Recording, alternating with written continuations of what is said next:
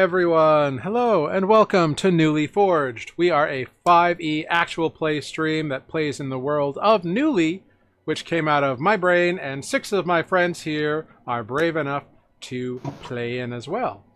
And of course now is when Matt logs in to join. Naturally. He told me 7:30, and here we are now, and it's going to be a crazy moment. He's early. He's early for something. It's crazy. Give me one moment while I do some video stuff. We'll be right back, everybody. Sorry about that. Just a quick moment. Sorry.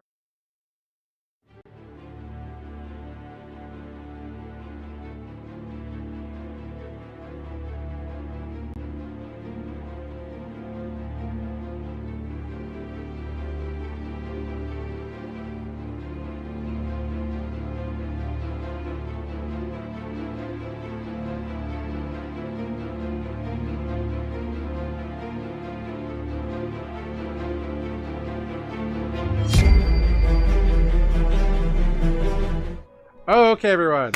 Sorry about that. That was a little preamble.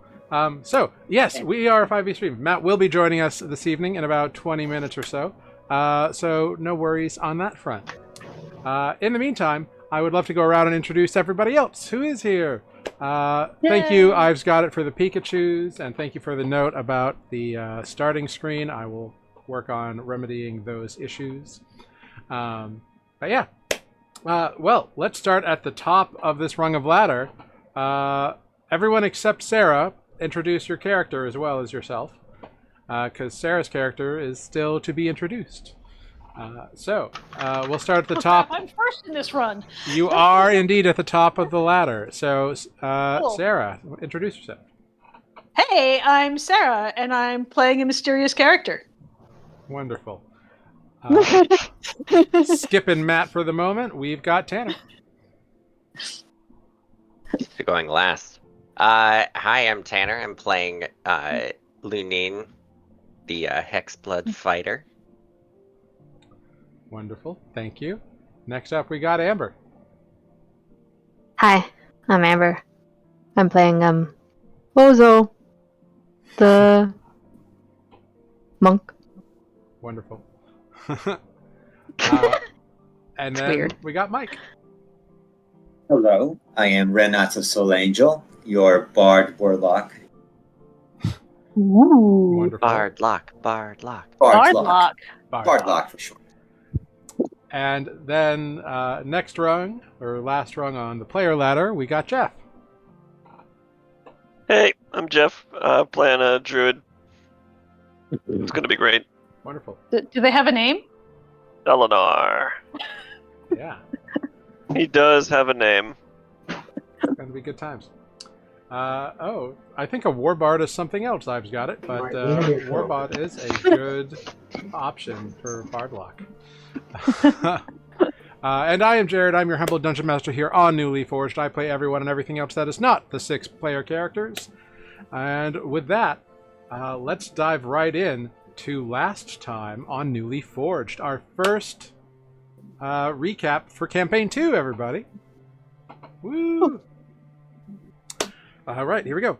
Last time on Nuuli Forged, we met our newest heroes, the trio of Renata Soul Angel, mystical half-elven bard, Lunine, the strange warrior in a strange land, and Selenar, the elf druid from a reclusive elven stronghold. The trio entered a grungy bar known as the Sand Dollar to find some work, based off a flyer they had found. There they met a mysterious figure known as Cash, who offered them a job escorting a shipment of rugs to another city called Cliffside. He also introduced them to 2 of his employees, the human Corvus, a rogue, and the halfling Ozo, who has yet to reveal their specific set of skills. All agreed to partake in this mission, and once contracts were signed, Cash pulled Corvus aside to go over the details while the others enjoyed a round of drinks on Cash, and revealed his true mission to Corvus, to investigate the loyalty of the guild members in Cliffside. If they are disloyal, Corvus is to remedy the situation as he sees fit, and use these new hires to do it however he sees fit, and they will not be paid until Corvus deems the mission complete.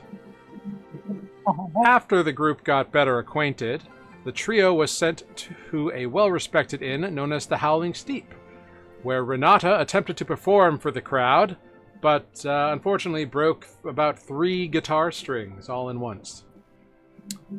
Embarrassed, the young half-elf simply retired to his room, and one by one our heroes went about their evening, finishing off the night, and drifted off to sleep, each feeling something significant was on the horizon. We got some video shenanigans going on, so everybody's rearranged. Yep. Womp womp. Well, I don't have that set up yet either at the moment. So we'll just It'll be kind of fine. have to roll with it at the moment. So please ignore the name tags on the screen for the moment. So we rewind time a little bit, and we see a trio of folks, 3 of whom we've seen before. Actually, it's more of a group of 4. We've seen 3 of them before. We recognize the mysterious figure of Cash with the hood pulled low, black clad, the shining gem-like pin, and the eerily wide smile.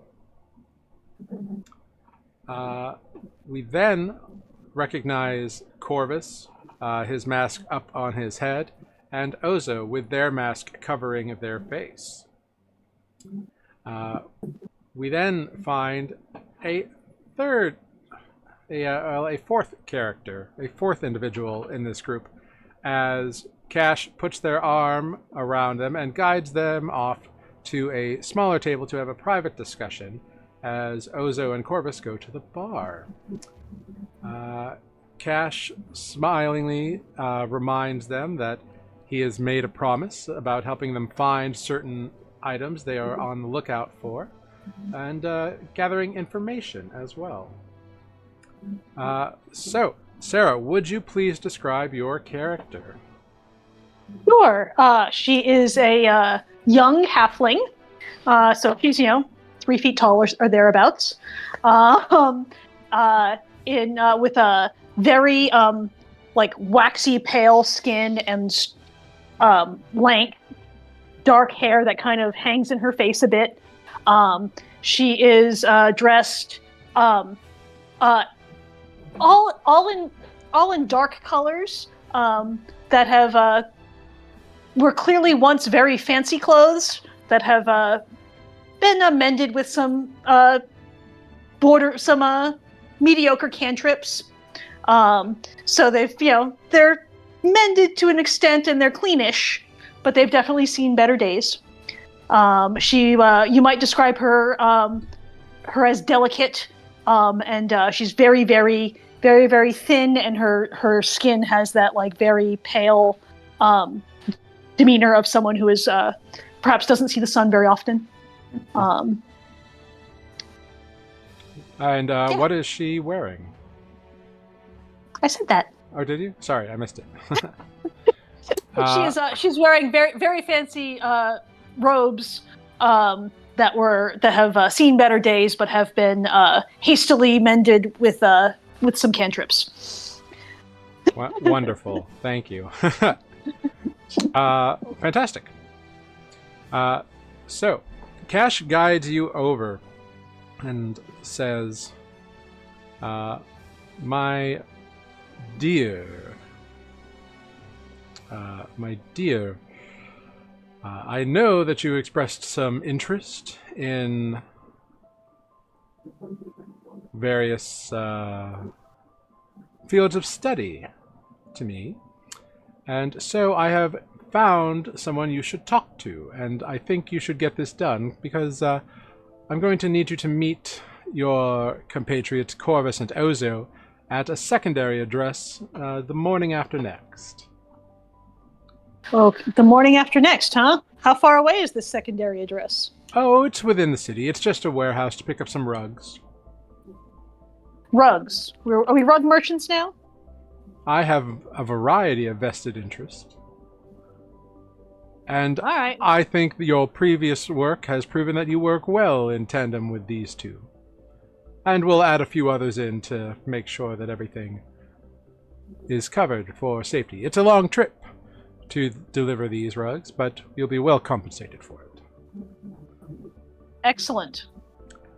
And as that, here is the address, and he gives you an address of a warehouse in Mandarian. Okay. And here's a contract for you to look over and sign right quick. I will, in fact, look over it very briefly. Very briefly, it just says you're going to help deliver a package to Cliffside, Mm-hmm. and help Corvus in whatever he needs help with. He's in charge of this mission, and you'll be paid 75 gold once Corvus deems the mission completed and a success. Great. Does it make any mention of any other reward? No. Great. And of course, and you sign it, I assume? Yes. Yeah. Right. I glance over it very, very quickly to make sure it's not like, something wildly outrageous, and then I just... Yeah. Well, my dear Andra, thank you for signing. Now that is all done, allow me to present you with this. And he gives you what amounts to a business card. Okay. It's a bit worn around the edges. Looks like it's probably hit the dirt at one point or another. But it's got a name on it and an address. Okay. It simply says Corpus. Corpus? Mm-hmm. Not to be confused with Corvus. Nope. Different person. Okay. All right. Do I recognize the address? Like, do I recognize it as being in town, or? Yeah, it's in town. And you know the general area, so it shouldn't be too hard to discover it. Great. I will slide that on into my belt pouch. Yes. I believe they are expecting you today, Great. or rather, in the morning. So you Very should good. find your way there tomorrow, and again, the morning after, at the second address. Great. Thank you. Pleasure doing business with you. Always to deal with someone of such class and sophistication as yourself.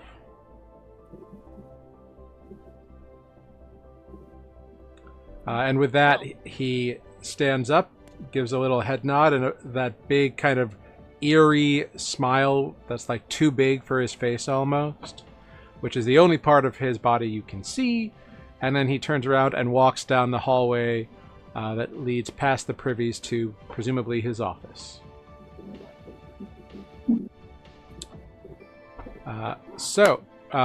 We'll fast forward to when you arrive at this address for this name Corpus the next day. Next morning. Yeah. All right. I find the address. Yeah, it's in not a shabby part of town, but a part of town that most people seem not to deal with during the day. Like, it's where people maybe live and sleep at night. But during the day, most people are out, like, helping build the city and bridges in other places. It's on an older bridge, but kind of one that was obviously supposed to be temporary, that has been turned into a place where homes have been built. Uh-huh. As such, the homes are kind of all touching each other and leaning over, so kind of creating this, like, permanent shadowy gloom, even though it's not really that gloomy out. But you find the address. It appears to be a plain, simple door. Is there a window or anything that I can peek in before I... There are a couple windows, but they have curtains drawn on the inside. Very good. I will I'm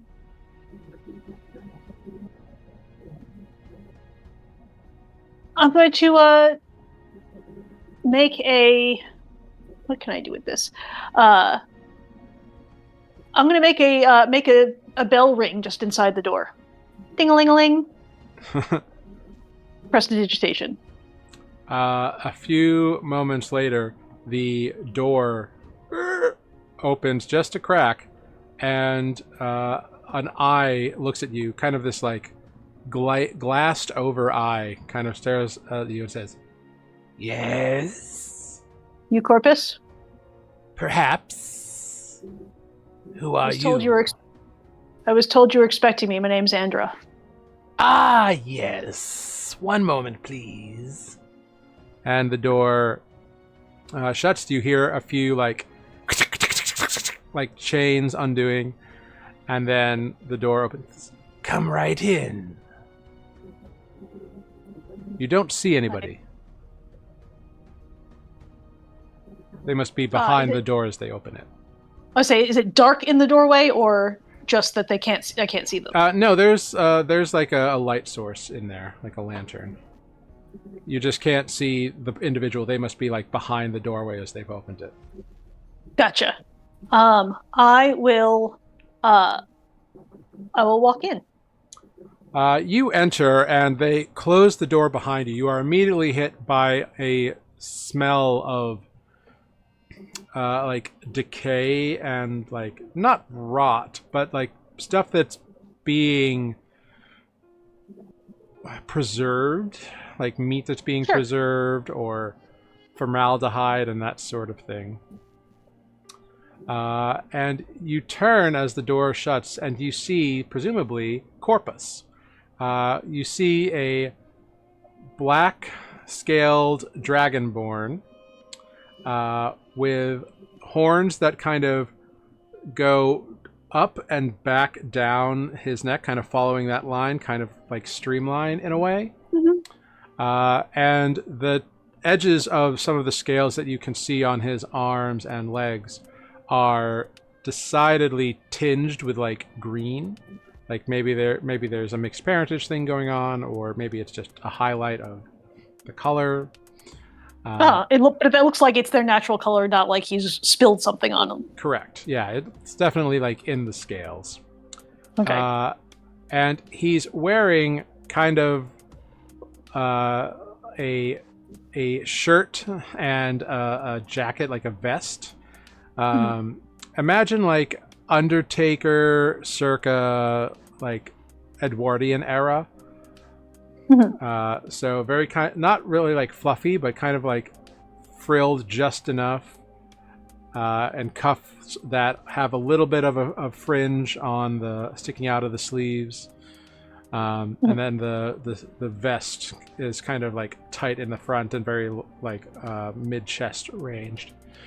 And sort of a matching pants with an extremely long tail this individual has, like almost like a newt or something, like very, very long. All right. But he smiles a draconine smile. I'll kind of glance about the room and take my hood off. Yeah. I understand that you are interested in, shall we say, fascinations of the macabre. I am interested in gaining knowledge. And knowledge is something that I have. I enjoy many things. Puzzles, projects, art. And as he kind of like wends his way through the room, he kind of like points to various things. And you see, like, when he says puzzles, he points to a shelf. And on the shelf, there's skeletons that have been, like, put together that seem to be correct, but you know that they're not. Like, birds don't have toes. And they don't have fingers on their wings. Like, just, like, it seems like he's taken bones from different things and, like, put them together so that they might actually fit. but it's just a weird, like, jigsaw puzzle kind of thing that he seems to do. When he goes and he, like, points to a stack of, like, old books that are all weirdly decorated that don't have titles on them. He points to some, like, very, very small looking skulls of animals that he has painted in very lifelike renditions, but you can see that it is just paint. I unfortunately cannot make use of what I have acquired here, but I am given to understand that you might. I may. Tell me, are you an educated person?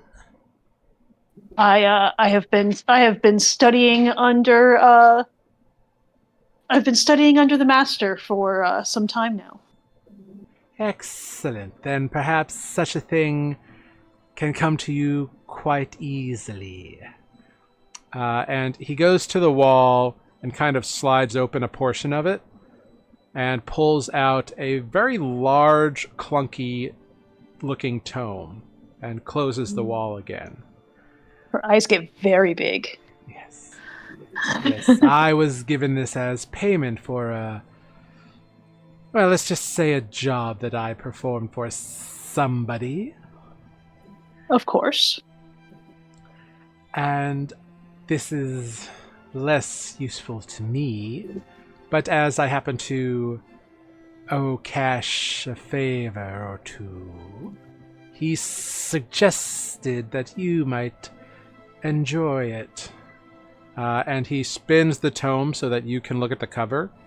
And it is old. This tome is old, and it has been bound in some form of leather. You're not sure what kind, but it is black, and it is kind of got that like old leather, like flakiness going on to it.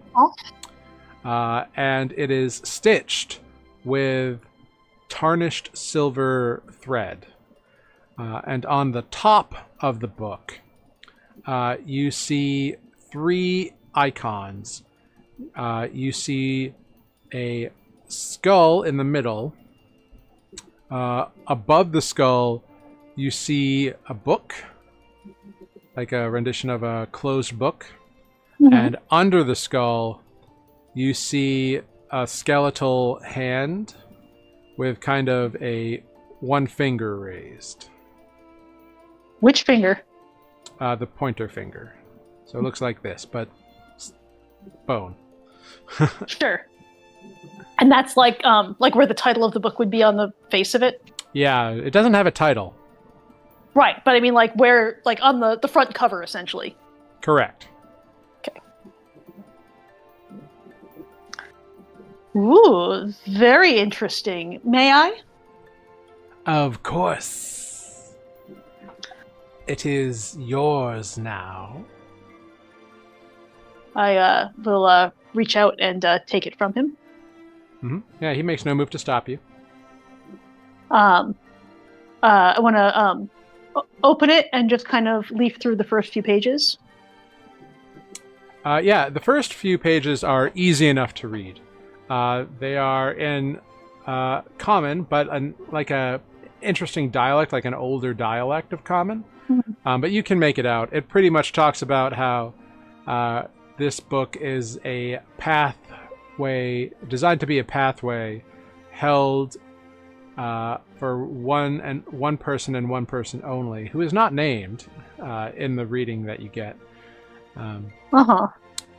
So it looks like if anyone else attempts to make use of this, they'll have a hard time at it.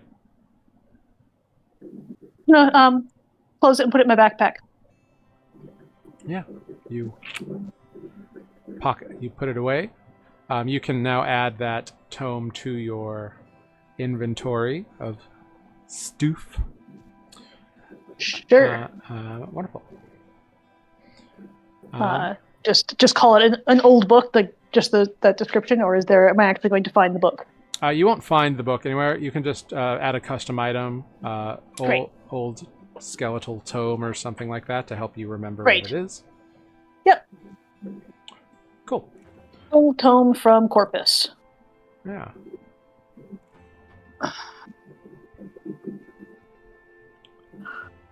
Great. Thank you. You are most welcome. And do tell Cash I consider this a favor accounted for.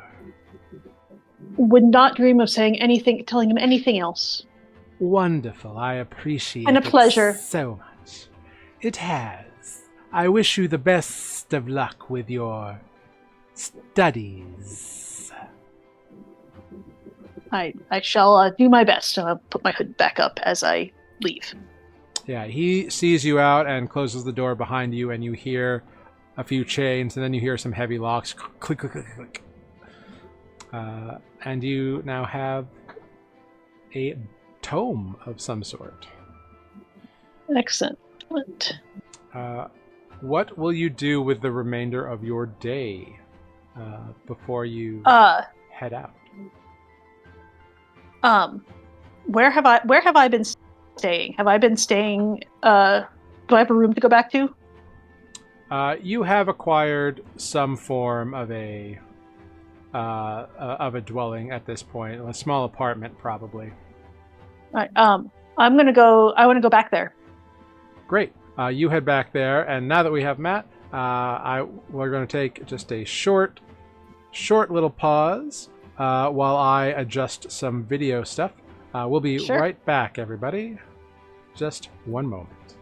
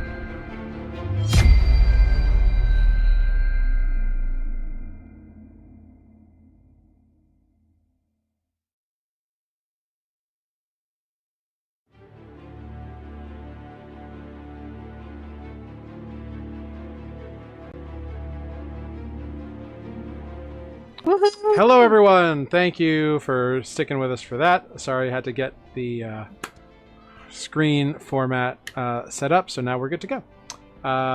Thank you, I've got it. Thank you, Tako-san Mashu, for sticking around. Sorry for that quick little jaunt. Much appreciated. Anyway, indeed. Andra, Hey.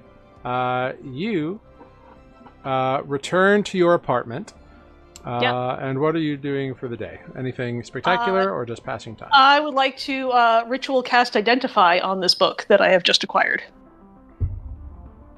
You cast Identify on this book. Do you have all the components for Identify? Oh, golly.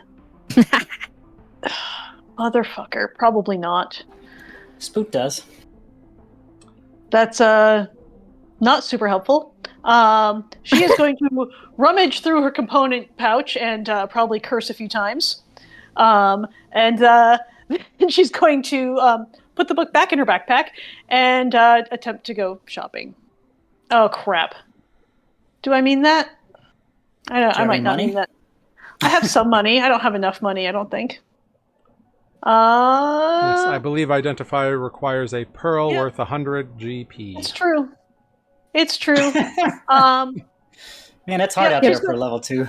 It really is. It is. So yeah, she's going to rummage through her component pouch and curse for a little bit, and then she's going to sit down and read the book. Okay. Without knowing what it is. Yeah. You read the book. She's not so bright. And after the first couple of pages, it becomes much more difficult to decipher. It seems like it's starting being written in code. Awesome.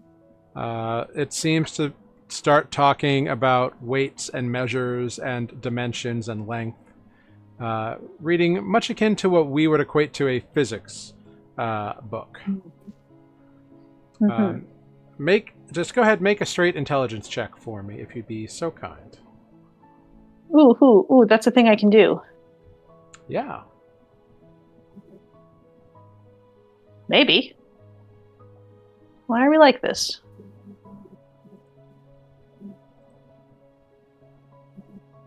It is not wanting to play nicely with the. Yeah, D&D Beyond Beyond 20 may need to update. I had to do it the other day. It's been having problems pushing just ability rolls. So just Cool. just roll a d20 and add your intelligence modifier in roll 20, please. Sure. +4 is a dirty 20. Wonderful. So you figure out this first bit of code, which leads you to figure out that this book is about a. You all are insane. I can see you typing in this chat, and it's driving me wild. Just focus on Sarah right now. She wasn't here. We need to We're explain invisible. what her deal is. So you decipher that this book seems to be dealing with early stages on how to preserve bodies, how to take care of corpses, that sort of thing. Beginner's guide to pickling corpses. Kind of, yeah. Something akin to like a mortician's guide, perhaps. But it takes you the better part of a day to work out this first bit of code. So you get the feeling that as you get to the juicier stuff, you're going to have to work at it a bit more. But nothing you decipher lends to the idea that it is a actual quote-unquote spell book. Right. Fair. Hmm. All right, I will. Put as much time into deciphering it as I can, and it is always going back into my backpack every time I put it down. Wonderful. So you go ahead and restore that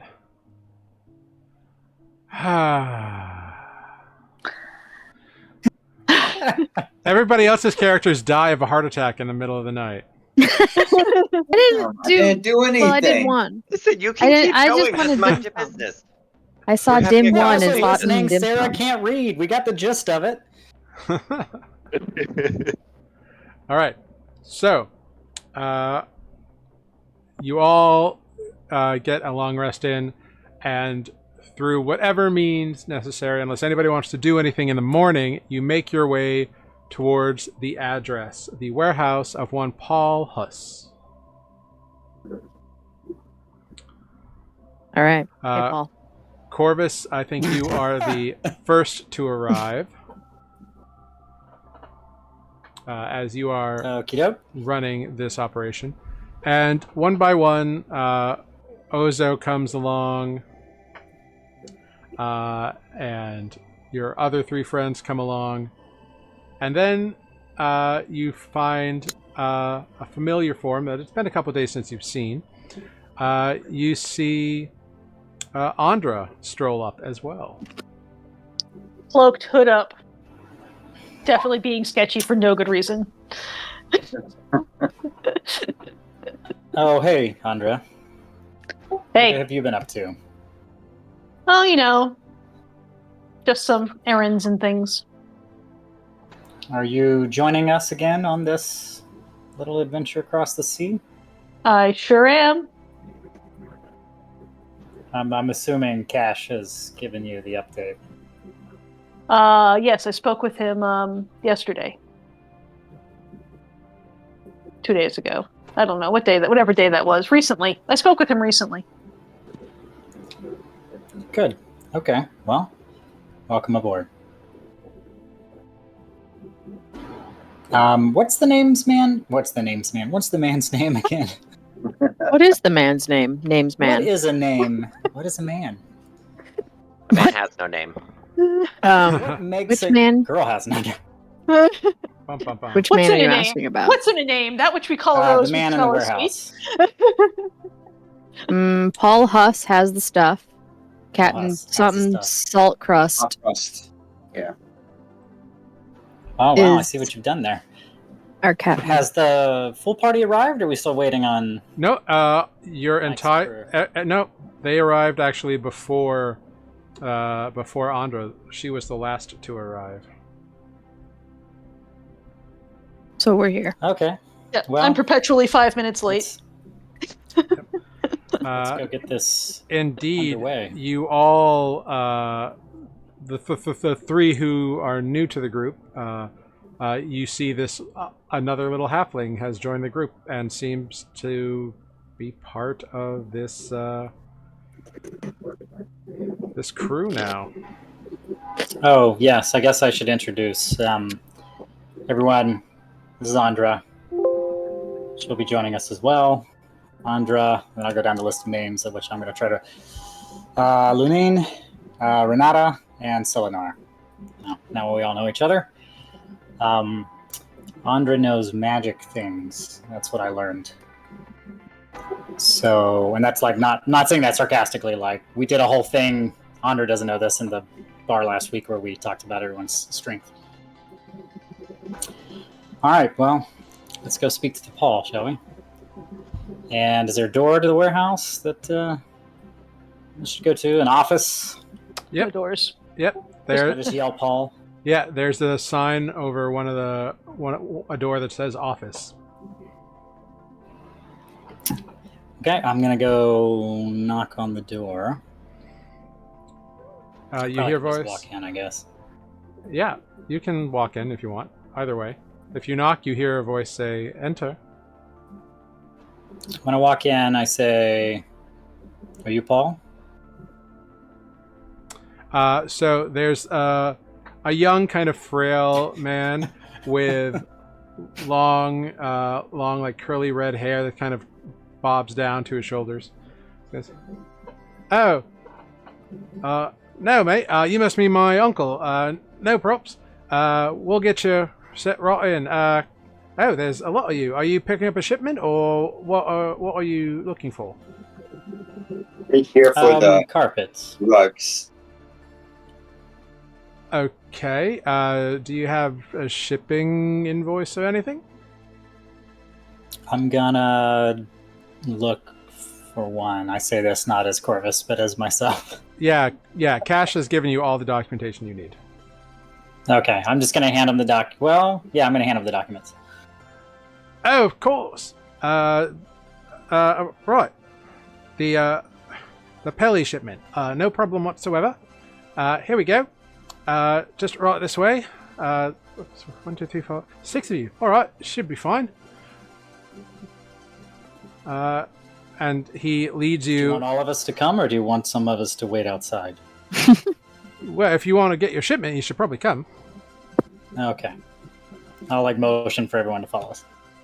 Yeah. So he leads you into the main warehouse through a side door, where you find a short, rotund, red-bearded human with a big belly and a big beard, wild, crazy hair that seems to, at one point, have attempted to be tamed, but then just gave up, wearing kind of just not workman's gear, but like a nicer version of that.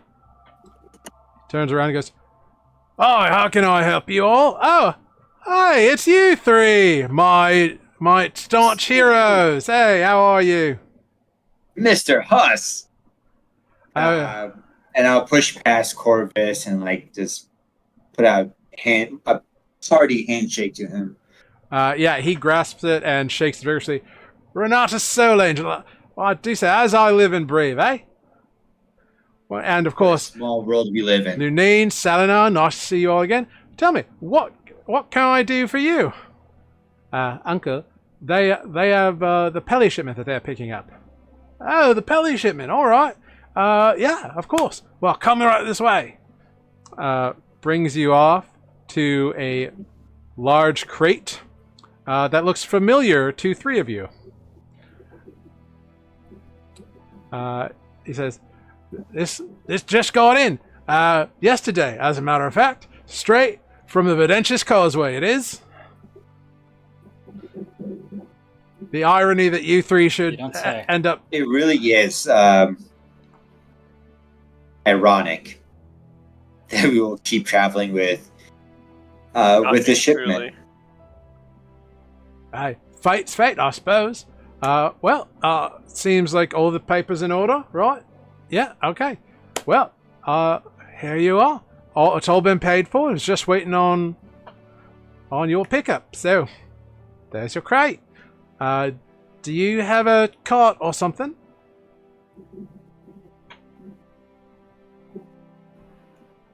No. I suppose we will need one to carry this. I don't suppose you've got one you could lend us for a moment. Well, I suppose I could. I do run a bit of a shipping warehouse business here, so I could do a little bit of a rental fee if you'd like. Of course, that's not included in the contract as it stands now. Sure. What's the price? Well, it depends on where you're going with it. How long do you need the rental for?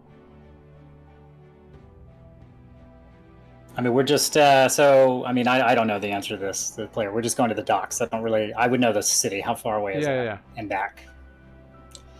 If you just do a drop and to that little warehouse, the other holding area that you were told about, probably a few hours with traffic. A few hours, including returning. Yeah. Okay. Yeah, I'll tell him where we're going. I'll say, I'll have someone send it back straight away once we've loaded. All right, fair enough. All right, that's going to be 5 copper for the day. Okay, I'll fish out 5 copper for him. For some reason, I thought it would be much more expensive. Jared is taking pity on us. We are but level 2. Well, it's just a wagon. It doesn't have horses or whatever. It's just a wagon. It's pretty much it's got 4 wheels and a sledge for you all to pull it. It doesn't include horses or anything like that. It's literally a wagon that this crate that you can push it up on, and then all of you can huff it. All right. Okay. All right. So you get it loaded up onto this wagon that you rent. Well, wagon that you rent. And Paul waves as you all leave. All right. Good luck, all. Thank you, Paul. Always a pleasure to deal with Pelly. And we're off to the docks. I'm gonna cut some useless puttering about and say I know where to go. Yeah, you do. You've got all the addresses and all that you need. Sweet. All right. Well, heave ho, I suppose. Let's go. So, is anyone not helping with the? Oh, Lunine is absolutely not. Absolutely. Ozo just climbs right up to the first available stick and starts pulling. Lunine, possibly the strongest character in the party, is like, nope, not touching it. Andros is definitely not helping. Yeah, no. I also definitely not the strongest. Renata knows all about I think you being underestimate. a roadie of sorts, so Renata will help moving the equipment. Okay. So Eleanor would begrudgingly help, but not be very useful. I mean, he's a tiny elf man, sure. but not as tiny as our halflings, I suppose. I'm like 3'2". Right. Don't underestimate Ozo. They are stronger than I am. Yeah, so Ozo Eleanor's is used to 5'5", work. but that's short for a male elf, so... Or like on the low end of average, I suppose. Totally used to work, so Ozo is So ready to go. with Andros slightly taller than Ozo, has no strength, and is definitely not interested in helping. well, with 4 of you helping on the cart, you are able to push. The other 2 can clear a path, can like make sure that like people get out of the way. Make way for this wagon. You burst out into song. Everybody laughs. You keep going, and after a begrudging like hour and a half or so, because it is heavy, you do get. Are you going to the docks or are you going to the storage facility first? Don't We are going just need wherever to the take it to the instructions dock? tell us to go. We are not passing go. We are not collecting 200 copper. We're following the instructions. I don't know what they are. The paper knows, and so Corvus is doing the thing. So, as a reminder, you were told that if the moss-eaten mold was not in dock when you arrived there, that you had We go to the Holden facility. right. Yeah, I So- suppose we should go to the Holden facility first. That only makes sense had we Do haven't we scouted know- out if the moss-eaten mold is there. Yeah, that's what I was gonna say. I could we could send send somebody. Andra or Head to go find out for us, as they could easily outpace us. So, It's true. who's been in, Andra's not the has been in the city longer than Lunine, so I'm going to send Andra. Lunine will actually go with Andra. First, he's gonna go over to Corvus and just hand him a different seed. Just hold on to this one and don't throw it out. What's it do? This one I'll just be able to briefly send you a message. Well, that's neat. Can I have one? It only works once a day. I'll give it to Ozo. I'll hold You're it. now communications lead on this mission. Okay. Don't Put eat it in a little pouch. Right there. And then I pick up the wagon again and keep walking. it. So Andra and Lunine, you head forward to the docks to check out the situation with the moss-eaten mold. Sure. Andra definitely still has her coat on and her hood up, despite the fact that it's the middle of the damn day.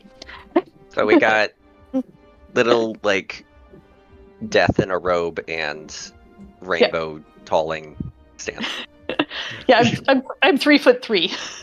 Yeah, well, Double you your you height. you clad in black, fancy, fine robes, and he with kind of purpley or green hair and green skin and or like patches of opalescence and opally looking eyes and branches that seem to grow around out of his head like a crown. So Death and Delirium are going for a walk. Is And what two you're short pretty swords much. strapped to his back. Yeah, that's a good thing. That's a good comparison. Yeah. So it's easy enough to get to the docks, and you can go ahead. Just make an investigation check as you arrive at the docks.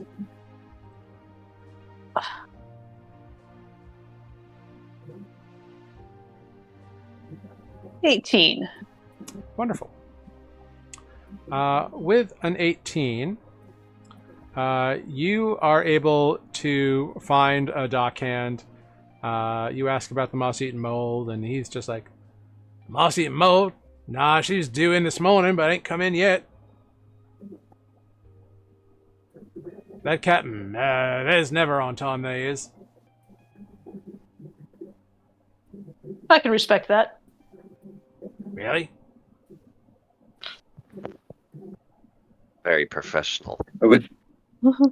We all look at Andra and it's like, yeah, same reactions. Like, really? Well, the four of you aren't there because they No, went man. ahead. Oh, okay. I'm yelling at Mike's character to come back and push the cart. As he's closing the- I didn't send you to the docks. Whoops. Sorry, I come back. You got someplace we should... Are you expecting to be on that ship or what? We are planning to, yeah. All right, well, you're welcome to wait for it. We have some cargo going to the holding area. All right, well, then I guess you want to wait with your cargo. All right. Lunine will pull out a different seed. And Okay. just now out of Bodo's pocket, you'll just start hearing words. The ship's not here yet. They said it should have been here in the morning, but they're running late. So, Ozo, your pocket starts making these noises. Corvus. It sounds like the ship isn't there. I think that's what this is saying. Okay, well, we go to the holding area then. Can you tuck back into that thing? Oh wait, hold on. I actually don't know that. I'm looking at it right now. Well, I was asking Ozo, and I don't guess Ozo knows either. I would have said Hello, no, but hold on. Seed. I don't know if you can hear me, but Corvus says, meet us Checking. at the Beam check. facility. Don't get lost. That's And I'll a big feed word you for the Ozo. Directions. I'm just going to keep talking to Ozo as Ozo keeps Gonna talking to the keep beam. whether or not saying the directions, just repeating what Corvus says in this tone of voice. As much as I need to, little seed. Why Wait, is it a sorry. seed? Okay, it's a telepathic message. Oh, great. It doesn't So talk out loud. Yeah, no. Sorry, it's a telepathic message and you cannot respond to it. Great. So you're just talking to yourself. Yep. Well, I would like to have thought that it would have given them the the whereabouts of the holding facility where the ship not in as a rendezvous point. Yeah, that's But they might reasonable. be able to catch us.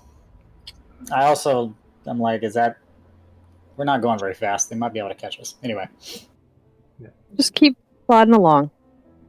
we're gonna keep going to the holding facility. All right. Yeah, you make your way. Riveting stuff here. You make your way to the holding facility. The others meet you there, and you are there. You're just outside of the docks, so it's not too crazy.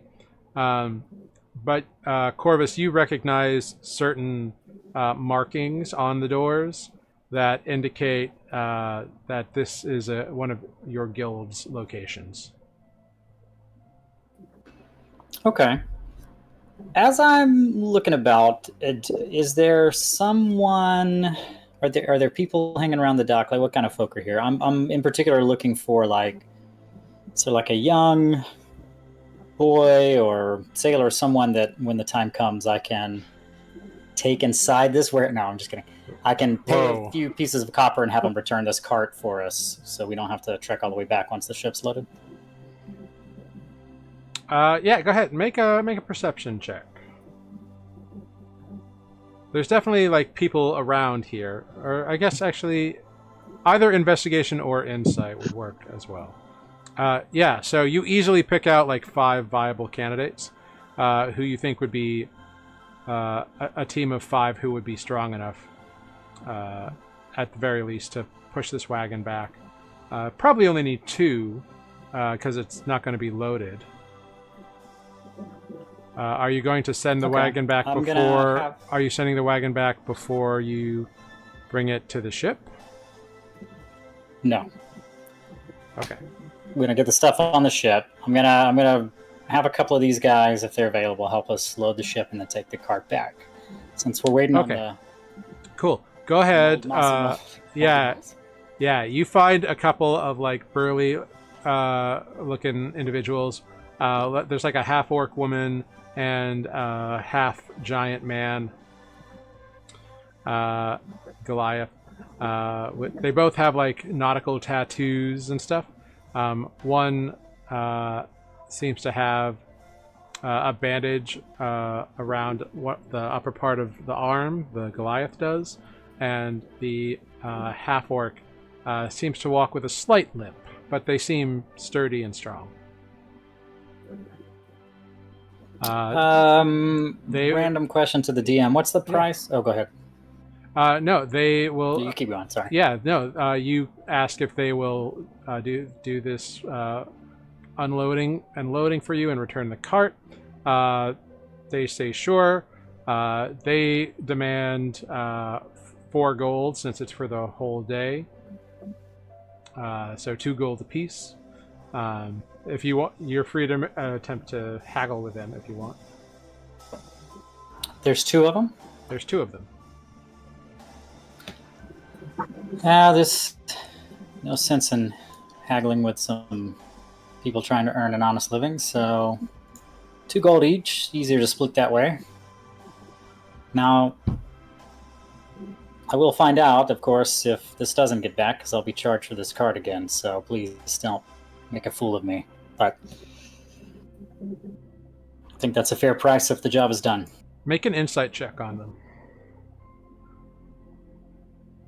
Can I help Interesting. Is Selenar there? or do it? Yeah, you're all kind of in the area. I'm gonna do one too, because I would feel know like that you need help. I'm about to say I would know that Ozo's insight is probably a mite better than mine, but Oh well, you rolled very well. Corvus hasn't rolled an insight check yet. Oh, that's a perception. Yeah. Just kidding. Corvus, you've got no reason to suspect that these people would do anything other than what they have agreed to verbally. Ozo and Selenar, you pick up that not only are these 2 individuals people of their word, they're kind of almost offended by Corvus's suggesting they aren't, but they also realize, but you kind of get that they also kind of get it. So they're not mad, but they're a little like, Random guy comes up and asks They're us. strangers. Random guy comes up and asks us to do work, and then like questions our honor. Like that's kind of weird or rude. Oh, I didn't question the price. No, you didn't, which they are happy about. And actually, with a 22, Ozo, you can tell that they're shocked he agreed to their price. So they're like happy to not cause any waves here. Mm-hmm. I won't say Better anything. not undercut someone that is you're trusting to not screw you over. So anyway, wow, it's weird not having good insight. This is going to be hard to get used to. I think my catchphrase in the last campaign was insight check. Uh-huh. Yeah. Cool. Yeah, and Selenar thinks that Boss Man is paying with company money, so he doesn't care really that it's Also, not exorbitant gonna price. lie, probably gonna. Yeah. So you have a couple options. You can have everybody wait here. You can send these 2 workers down to wait for the ship to come in and then come back with word once it's docked. Dude, I'm gonna send the. the dock What? worker we talked to was very rude. Well, I'm gonna send you, Linane, and Andra back over there to wait for the ship. Send word to Ozo with the bean when the ship arrives. That And only then worked once. Do you have another bean? Oh, here you go. You can have this one back if you need Oh. it. Thank you. Moonine will take it back. No, it only works once a day. I don't know why. Okay, no bother. Just a little extra walking then. If you just come back when the ship's here, then we'll push it I right assume over. it wasn't far, right, There's like a 20-minute walk. Jared? Oh yeah, no, that's fine. Moonine will go I for a mean, stroll. one of you could stay. And is there like a manifest for the ship that maybe I can leave with one of them to say like we're bringing some stuff, please? wait for this? No, it seems like Cash has said that you are expected once the ship gets in, so apparently it's a pre-arrangement made with the Okay. captain. Okay, I'll just tell them the keywords to say ship met, job order, whatever, and then one of y'all stay in the ship, one of you come back, let us know, and we'll push the cart over. The half-orc and the Goliath kind of look at each other. You want us to go hang out on the docks until the ship gets in and come back for the shipment? Like, you're paying us. I mean, we can be useful or we can stay here. It's up to you. But we know the Sure, docks, we know yeah. the people.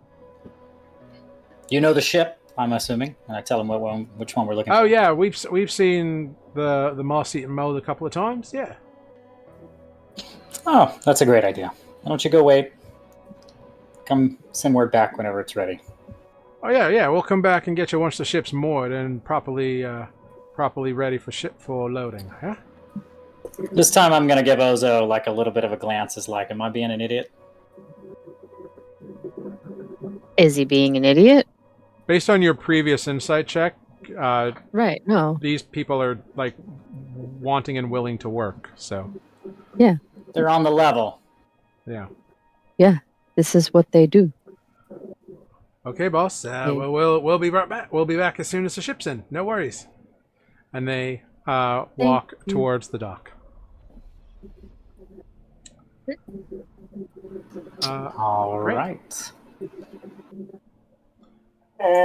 Great. You. Of course, if he makes us down directly into the mic. I would like Corvus and Ozo just to make general knowledge checks. So I guess this could be history checks for the area that you're currently in around the docks. Do I get any sort of advantage as I am a little more... Actually, you would have advantage on this City. roll. Yeah. Whew, thank the gods. I do not. It's past his dinner I time. assume Clearly, Matt has not fed him. I'm gonna roll 2 just because I'm there. Well, it actually you would have no reason to know what this is looking for. But Minus 20 modifier. Corvus, with a 15, you know that while this building is marked as having membership of your guild, you do know that there is a roving band of well, it's a group of thugs, for the lack of a better real terminology. That they're like independent thugs. They like to steal like shipments from small suppliers. They seem to be remarkably adept at it, and you know that they kind of operate in the general vicinity of like the outskirts of the docks and the smaller warehouses. They're called the dock workers. I'm gonna turn to the party and I'm gonna go, okay, everyone, roll for initiative. I'm just kidding. So with that information that like there are people and there's like in this like holding facility there's other like crates and stuff. Like there's other boxes in here. So like with having that knowledge, what are you going to do while you're waiting for the ship? Is there another entrance to this holding facility? I'm assuming yes. So there's the big doors. It's like a big double door kind of area. But there are also two side doors kind of in the back that are smaller, like people-sized doors. Like carts can come in from the front of the building very easily. And there's like a walkway up on the top. It goes around like 3/4. And then in the back, there's kind of a raised platform that you can elevate to go up to a second level that's like 15 feet in the air. That's just got access from that second level from the outside? Yeah, so on that second level that's where the two people doors are. That go to like staircases that go down to either side. Okay.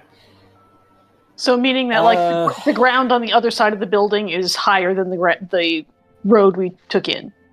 Correct. Ozo, just to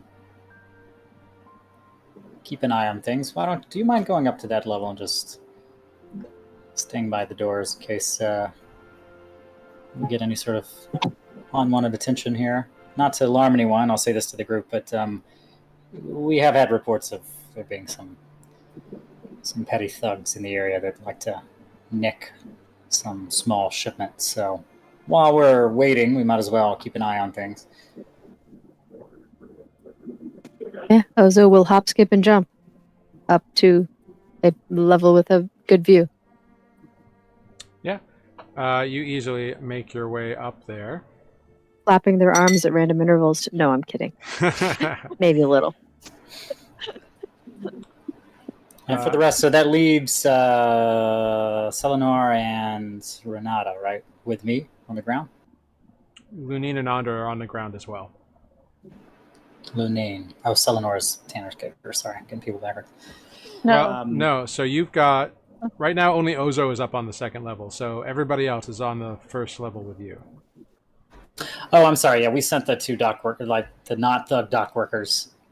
You sent your day hires to watch the ship. Yeah. We sent the not dock workers to see what to the talk to the dock workers about the dock workers. To talk to the dock workers. While we wait here to make sure And now the we're dock workers watching show out up. for the dock workers. Yeah, I'll just sort of like, I might spill a little bit of general knowledge about the dock workers. I don't expect anything, but since we did just come in here with a shipment and we're hanging out, there might be somebody hanging about. Since we're still inside, I'm sure we're fine, but let's keep our eyes peeled. I don't know how long we'll be waiting. I'd say get comfortable if possible. If you I brought some cards you could play.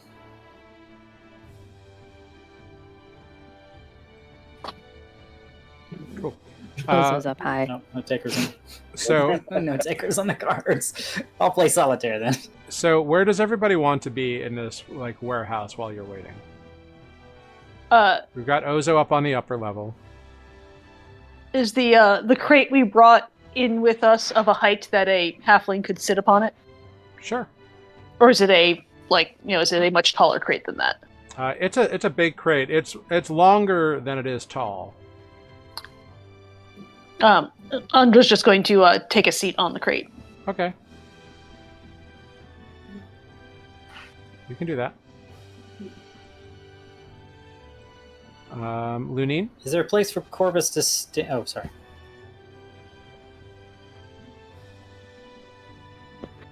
Bean's just standing there, just kind of Just kind of next to the crate. yeah, in his thoughts and not thrilled that he's having to just stand here in a warehouse. Okay. Is there a place on the second or anywhere with a window that you could watch things outside? Yeah, you can. There's a few windows, mostly for light, up on the second floor area that you can go check out if you are interested in that.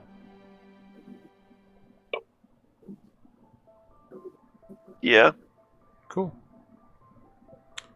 All right, easy enough. Like there's no like it's dark in here, so unless you like light some of the torches, the only light is like what's streaking through windows. So like there's some shadowy areas. Corvus, where would you like to be? Is there a place that Corvus can stand where he could see both entrances? Well, so there's two entrances on either side of the building up on the second floor, and then there's the main entrance in the front that's like the big double doors. Or rather, somewhere I could see the main entrance, but also just like have eyesight to Ozo in case Ozo needed to shout a message. Sure. Renata. I'm probably by the box as well, close to Lunine. Okay. Or just on the floor, just kind of strumming my guitar. Cool. All right. So some time goes by. Eventually, there is a knock at the double doors in the front. The ones we came in. Yeah, the big doors. Corvus will. Is there like a slot or something on the doors where you can look outside? Yep. I just love that. I love that you have to just deal with everything. Yeah. Me too. You're our leader. We were all Corvus told will you was the leader. stand against the door and slide the slot open and say, "Who is it?" You see this woman outside, kind of dressed in like this human woman. She's got like basic kind of like peasant-y garbs on. She's like, excuse me, sir. I saw that there was folks in. I thought maybe you might have employment opportunities. Nope, I'm afraid not. We're full up. Oh, well, surely such a large warehouse must have need for a cleaning woman or some sort. We've got it taken care of, but thank you for inquiring. Insight check. You're not there. You're upstairs. Oh, right. I'm too far away. All right, sir. Well, if you be needing anything, keep me in mind. Name's Clara. Thank you, Clara. Yes, sir. Thank you. And she kind of walks away dejectedly. Aw.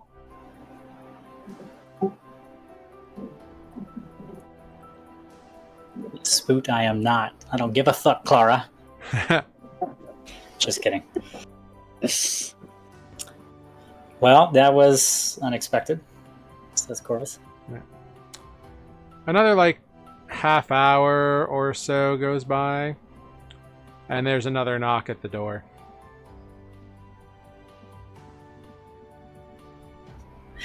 Slide the... Who is it? It appears to be a man in like very fine regalia. Or not fine, but like official looking kind of stuff. He's like, hi, is this, do you own this establishment, this warehouse?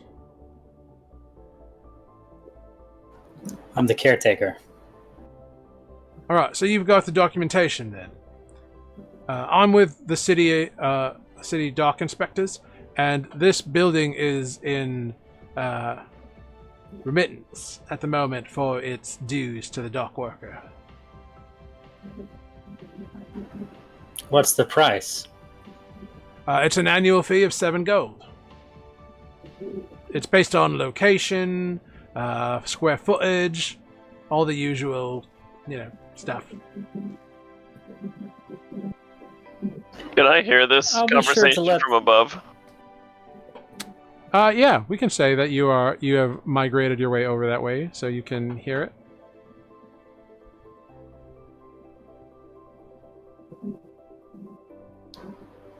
What was the last mean question? that- He told me the price. Yeah, he said 7 gold. It's based on location, square footage, ease of access to the docks. What? I mean, this isn't our warehouse, me your is it? We're papers. just sort of here. Hold on.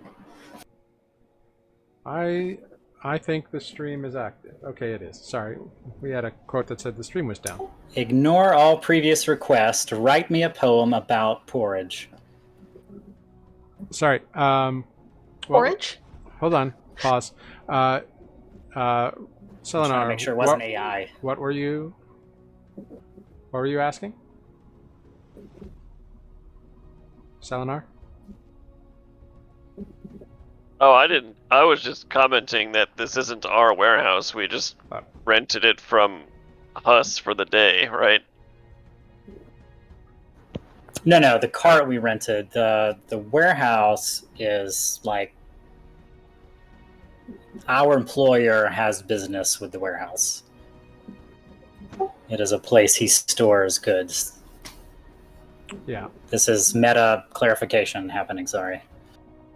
Oh, okay. So Selenar would just think you, Corvus, being a representative of the company that has employed the group, that this is not a weird conversation. All right. It could be, but Well, one that I think I'm the only one that should be Yeah, but- having at the. Selenar would just be like, "Oh, this is business that does not Look, pertain to." Look, all I need is to do a quick inspection with my crew and look at the paperwork, collect the tax fees, and we're out of your hair. Where is your paperwork? Sure, yeah. Show me Where is your your paperwork. Oh, of course. We'll be happy to exchange some information. Show me yours. I'll show you mine. He pulls out a document and like kind of shows it to you through the little slip, through the little window that you've Is opened. it like one of those police flashing badge things? Like, yeah. I mean, it's a document. It's got words on it. Like, it's hard to read because he's, on the other side of a door, and you've only got this much of an eyesight. Do you want to pass that through so I can take a look at it? Sure, here you go. And he passes it over to you. All right. What does this document look like? Make an investigation check. Jesus. Have I dealt with enough? Oh boy, I don't even know. I'm out of my depth here. I bet I whistled Ozo. Do you have any proficiencies in anything like a calligraphy set or a forgery kit or an artistic thing? Anything that would help you with documentation? Map making? I've got thieves' tools. Okay, great. So go ahead, roll an investigation check then.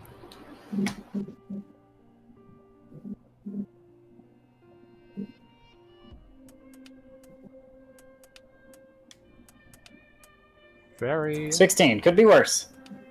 Very nice. Whoops.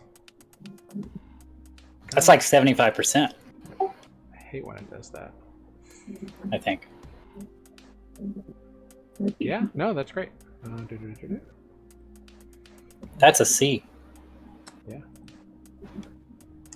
This document looks official and fine That's to you. passing. Huh? Yeah, this document looks official. It has all the right words. It seems to have the seal of Mandarian, of the overseer.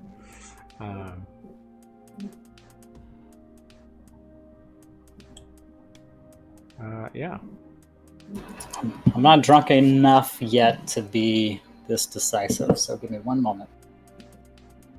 Well, you've got I'm gonna say. a document that says I'm gonna- this guy is who he says he is, and he's like, Is there anything in the document that says he has to be there today, or can I, is there like a loophole where I well, can... he has claimed already that the building is in reticence, so it's implied that if you keep putting it off, it's gonna increase in fees. I'm going to pass it back to him and say thank you very much. Unfortunately, I don't have the authority to let you in, but I will pass. You this said you were the information on. caretaker. I understand that they're. Well, So are you not authorized not to be the owner, here? am I? Because if you're not authorized to be here, that's breaking and entering. I'm more of a watchman for the owner, so I'll be sure to pass this along to him. Thank you very much. I've noted the name, the date, and the amount that is owed. Look, I can come back with the city It's guard, or we can further. just get this taken care of. It's up to you. Can you reschedule for tomorrow? I'm here now. Do you know how many? Corvus, what's going on over there? You know how many holding facilities there are here that I have to inspect every day? Normally, I just walk by Okay, this one and add fine. more tax to it. But you're actually here. Sure. No, Really? it's okay. Come on, we'll You mean- let you take a look. How long would this take? Just a quick scan. Me and my people, 20 minutes. How many people? There's four people with me. Can Lunin have made his It way takes over 4 there people by to- now? Yeah, It takes 4 people to do an inspection. if you want it done quickly. Can I see this person, or are they still outside the door? They're outside the door. The door is not open yet. Corvus, what do these people want? You're being awfully noisy. I'm gonna 1 moment. I'm gonna shut the thing. Say, they want to do an inspection of the warehouse. I was not expecting to have to deal with this today. They sent me some documentation. It looked official. They're threatening to send the city guards if they don't let them do the inspection. I tried to shoo them away.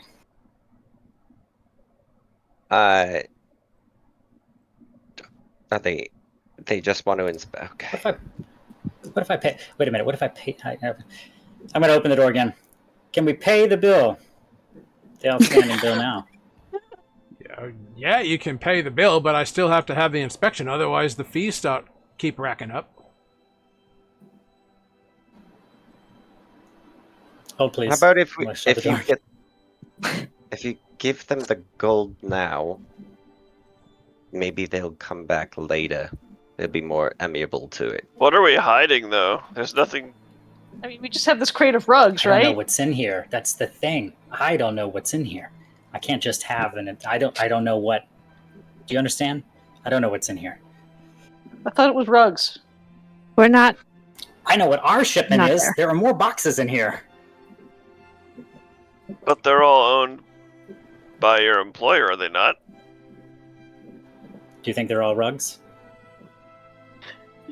No. But I assume that Neither there do is I. nothing illicit. Seems like a bold One could assumption hope. to make. Stelinar is very naive. I was not expecting this today either when I was begrudgingly put in charge. Sorry, Lune, what was your idea? Give them the money and make them go away for today. Maybe they'll be more amiable if you pay it. I tried that. We'll try one more time. I'll open the thing. I really must insist. I'll pay you the gold today for the outstanding balance current. Please come back another time. I'll have the owner here. He would much prefer to be here for this, I'm sure. I'm just merely paid to watch the dock. But Look. he's left me some petty cash. I can pay off the fee. And I appreciate that. But rules and regulations is rules and regulations. You know How much there's gold laws would here. it take to get the rules and regulations to disappear for today? Andra is going to sigh, get up off the crate, and walk over to the door and peek out through whatever slot that Hold on. Corvus is peeking out. Who's in charge here? Because I will talk to one person, and I do not appreciate being offered a bribe to do my official duties. All right, Corvus is gonna go to the door, the main door, and step outside to speak to him now. Yeah. You see, he's got, like... I'm in charge. My apologies. We have some antsy watchmen behind me. Look, whatever you're trafficking in, or storing, or selling, or whatever, I don't care. I just want to do my job. he's this like human. He's got like a vest on. He's actually got 5 people with him. There's like this thin, waifish looking like teenage boy or girl. You're not really sure. And then there's 4 like more strapping looking individual humans. Well, one's a orc, but there's, they look like people who would do heavy lifting and work and inspect and that kind of thing. So listen, I'm going to let you in. I'm going to just make it quick, get it over with. You must only needs understand, 20 minutes. Told to watch the place. Okay. You've got 20 minutes? Yeah. All right. I'm going to open the door to let them in. I'm going to walk in front of them. I'm going to give a hand to everyone, just like, stay where you are. Let them do their inspection. Follow them. Cool. Yeah, well, we're going to keep an eye on them, obviously. Yeah, so you let these 2 in.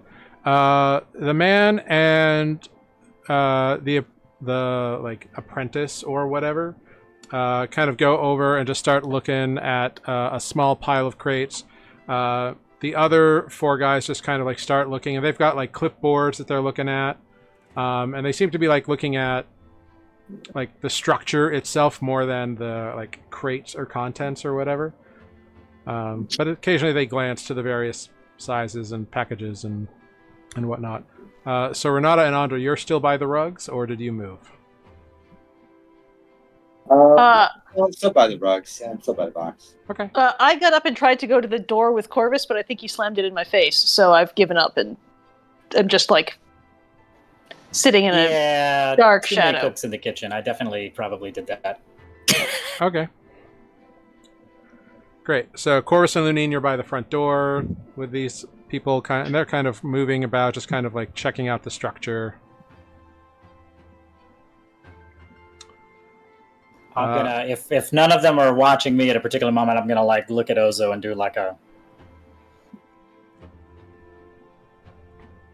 I'm gonna understand what that means and watch carefully.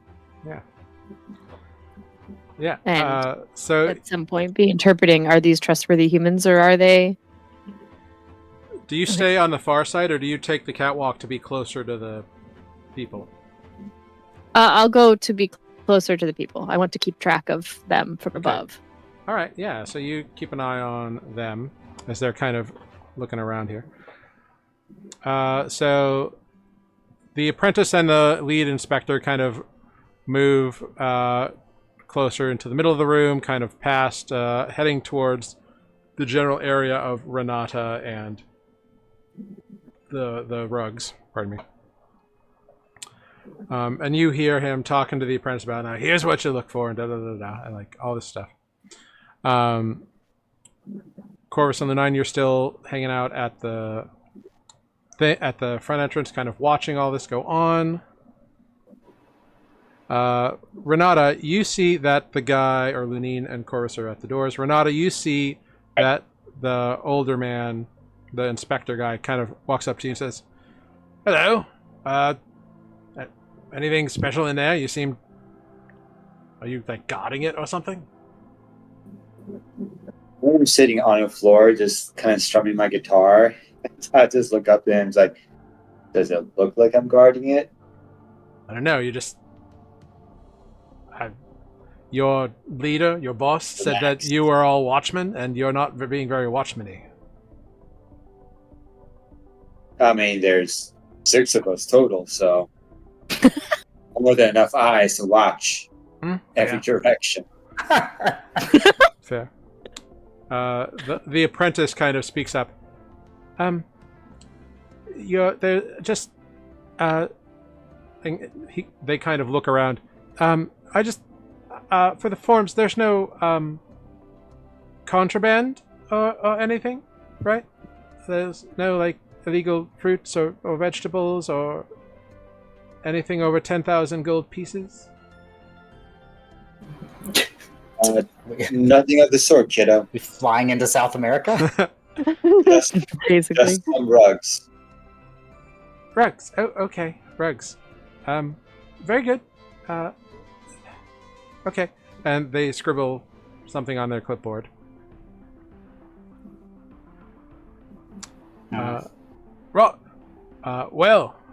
Mr. Watchman here. Seems like you've got a decent establishment going on. Nothing too crazy. Seems like you're just conducting business as usual. That's what we're here for. Yeah. All right. Wonderful. Now, if you'll just come here, we'll get your signature on this document, and then you can pay the fees, and we'll be good for a year. Yeah, all the the 4 inspectors are all being like, yeah, it's fine. Insight check. Who are you inciting? What are you inciting? The scenario. Do these 4 dudes look like? No, do these 4 dudes actually look like just inspector types, like bureaucratic inspector types, and do these 2 or is it are they casing the place? I would have seen Corvus case something, right? Just trying to understand who make are an these insight people? check. Yeah, make an insight check. Yeah, Selenar is just sitting on the second floor watching this happen, wondering Great. if dude's legit or not. Only a 10. Great. With a 10, yeah, they are not dressed as nicely as the lead guy, but they seem to be looking at beams and one of them has a piece of rope that they are measuring essentially, being okay, there's enough room for a fire exit kind of deal. Sure, that's why they're measuring. 3 feet. Okay. Yeah, making sure there's 3.5 feet between all the stacks and cradles and whatnot. Okay. All the exits Yeah. are clearly marked, and Yeah, Okay, well, as far as Ozo knows, everything is fine. That's great. That's good. they seem legit. It doesn't make Selenar, Amber did any you less have a suspicious. similar suspicious check you wanted to make? I could. Selenar just really doesn't understand why it was such a big deal to let him in to look. We're not doing anything weird. Yeah. He said it was in delinquency, so, And that people aren't usually here, so when someone was here, they came by to do it. Yeah, I assume I believed all of that.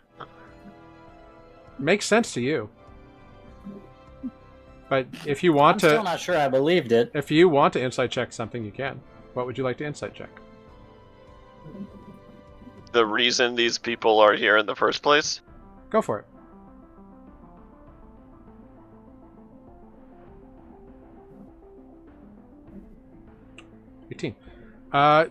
The reason is sound.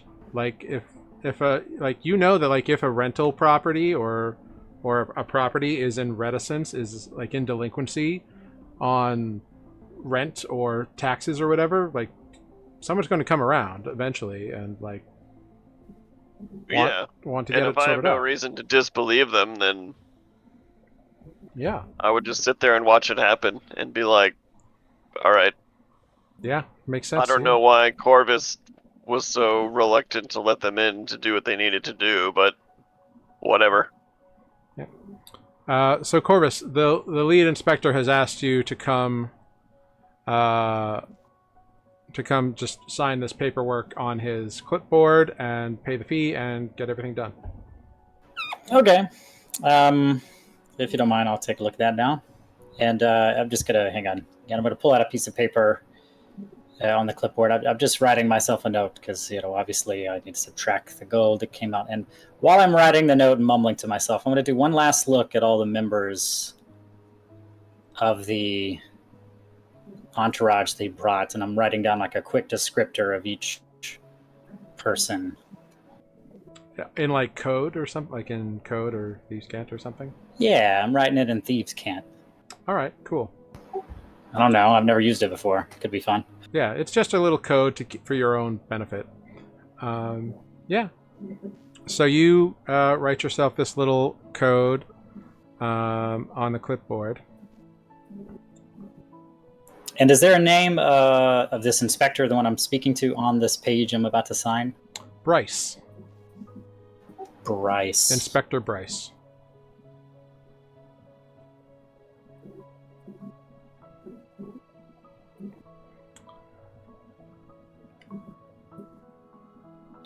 Okay, so I'm gonna sign some random name, probably like Dothan Yeah. Jonathan or something. So as you're In, writing like, as hyper-cursive. you're writing these notes, and kind of like taking the time to take notes about all them looking around, you don't feel the short sword stab you in the gut for 10 points of slashing damage, and I need everyone to roll initiative, please.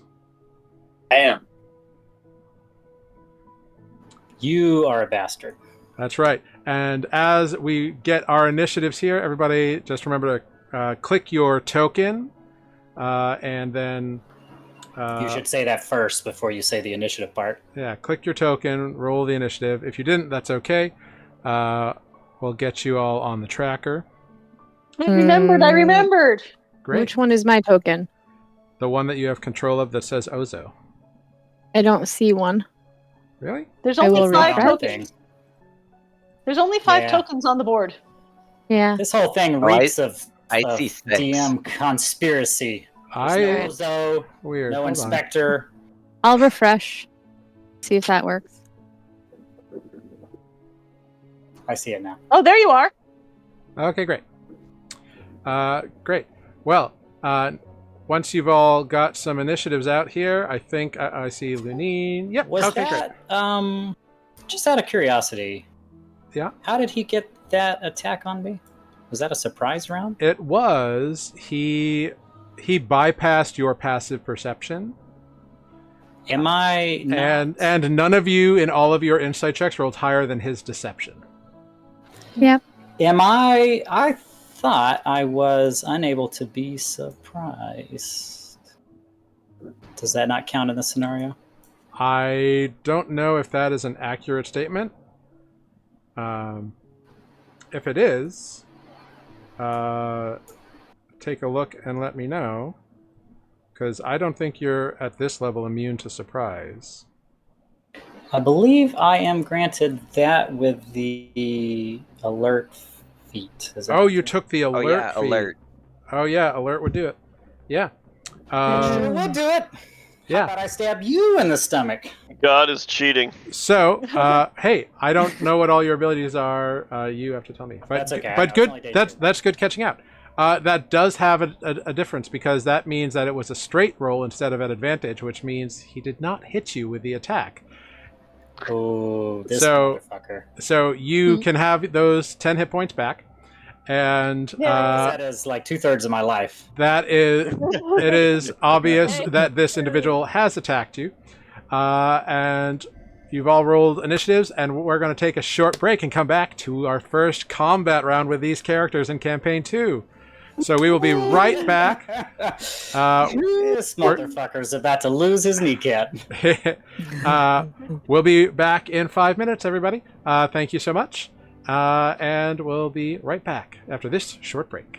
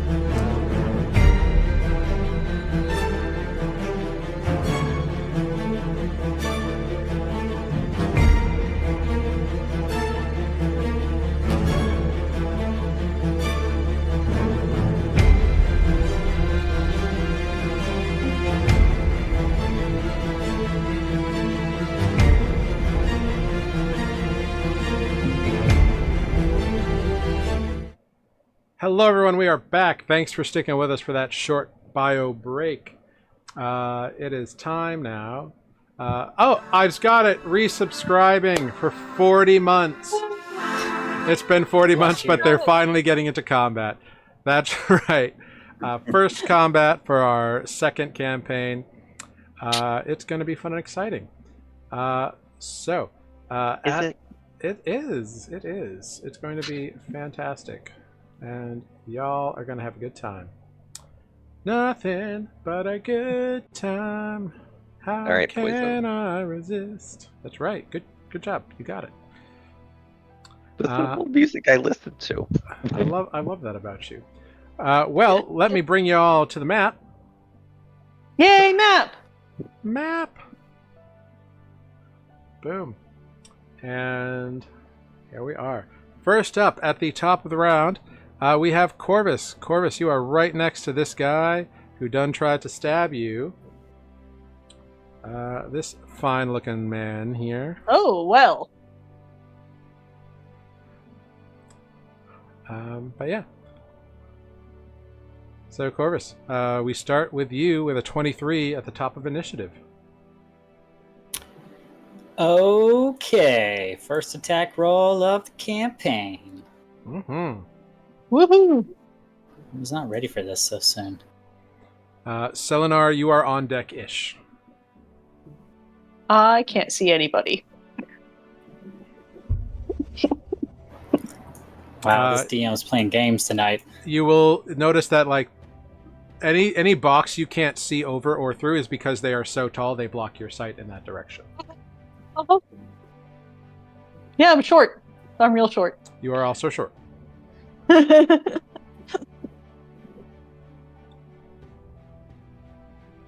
Okay, I'm going to do a little cock of my head sideways, look at him, throw the clipboard, and no, I'm going to throw the clipboard down on the ground, and while I'm doing that, I'm going to grab my short sword, and I'm going to attempt to stab him in the stomach. Yeah, go for it. Roll to hit. Yes, you may make your attack roll. That's Oh, I geez. don't have advantage. You do not. So it is a straight attack. A 13. Let me just check here. A 13. A 13 hits. So he didn't look like he was wearing anything particularly sturdy. Yeah, he tries to dodge, but you just managed to get him. I'm going to go for a lethal attack. Okay. I have decided just now. He pissed me off. Yeah.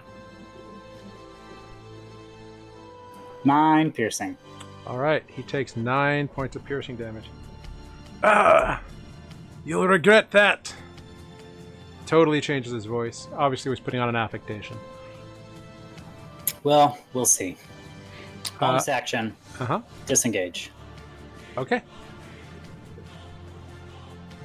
Where do you head off to? Here. This is really weird. I can't really see. Where are the stairs? Are that way? There's people that way. All right. If I bonus action disengage, I can't really go the way I want to go because there's crates there, or do I treat that as like difficult terrain if I go this way? Any crates that you can see over count as difficult terrain. Any crates that you cannot see over, you would have to like climb essentially. Okay, I could see over that one. I could see over. Okay, great. Yeah, so that's difficult terrain to go to that square.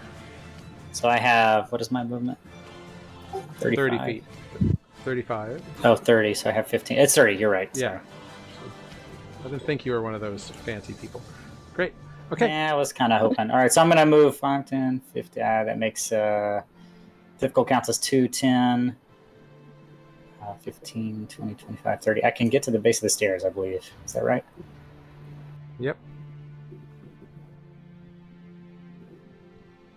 Okay, I believe that's it. All right. You get to the base of the stairs. Wonderful. Next up,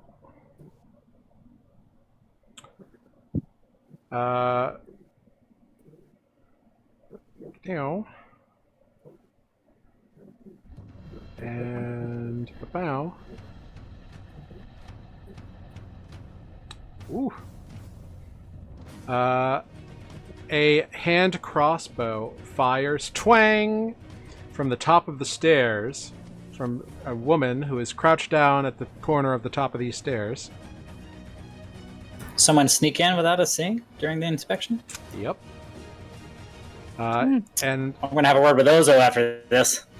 well, to be fair, Ozo had moved towards the front along the railing so they could watch the inspectors, thereby abandoning the doors at the back of the facility. I'm still going to that doesn't sound like a to be fair. That sounds like I'm still having a conversation with Ozo. Well, after you this. would have seen Ozo move, so, but it doesn't matter. I'm just kidding.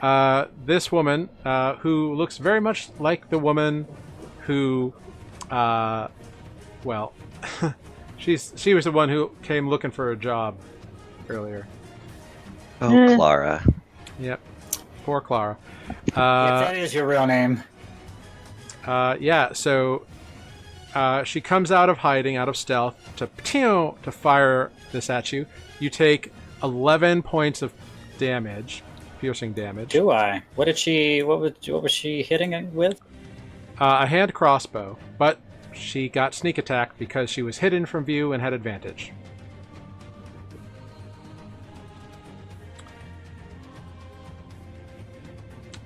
She then disappears behind the railing and the boxes there.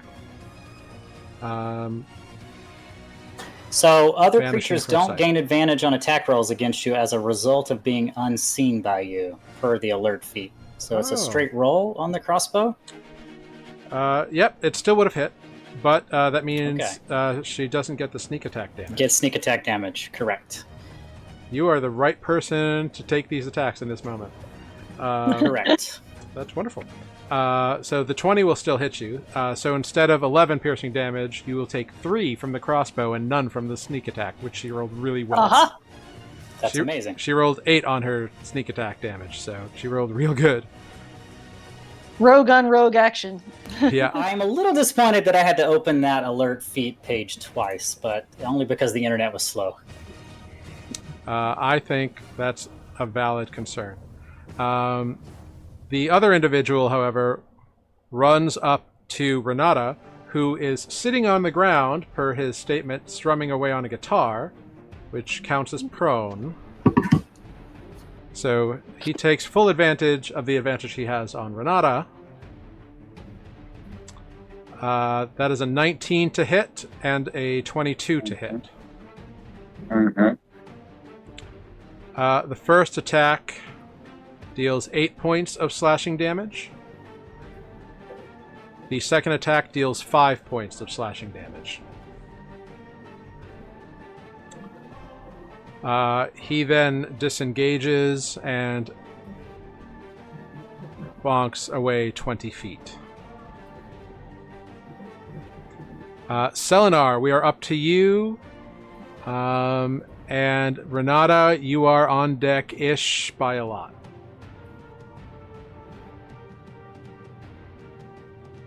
What is this guy, the closest dude to me? He's facing away? So it looks like he's just this guy. You mean right here? Yeah. He is just standing there. It seems like he has pulled a weapon of some kind and is like just creeping down that little alleyway. He doesn't seem to be concerned with you at the moment. Then I will move. Oh god. Oh no, what did you do? Nah. I have no idea what you have done. You vanished yourself from the map. How did you accomplish that? I didn't know druids could go invisible at this level. Stand by, hold on. Here you go. Alright, I'm back.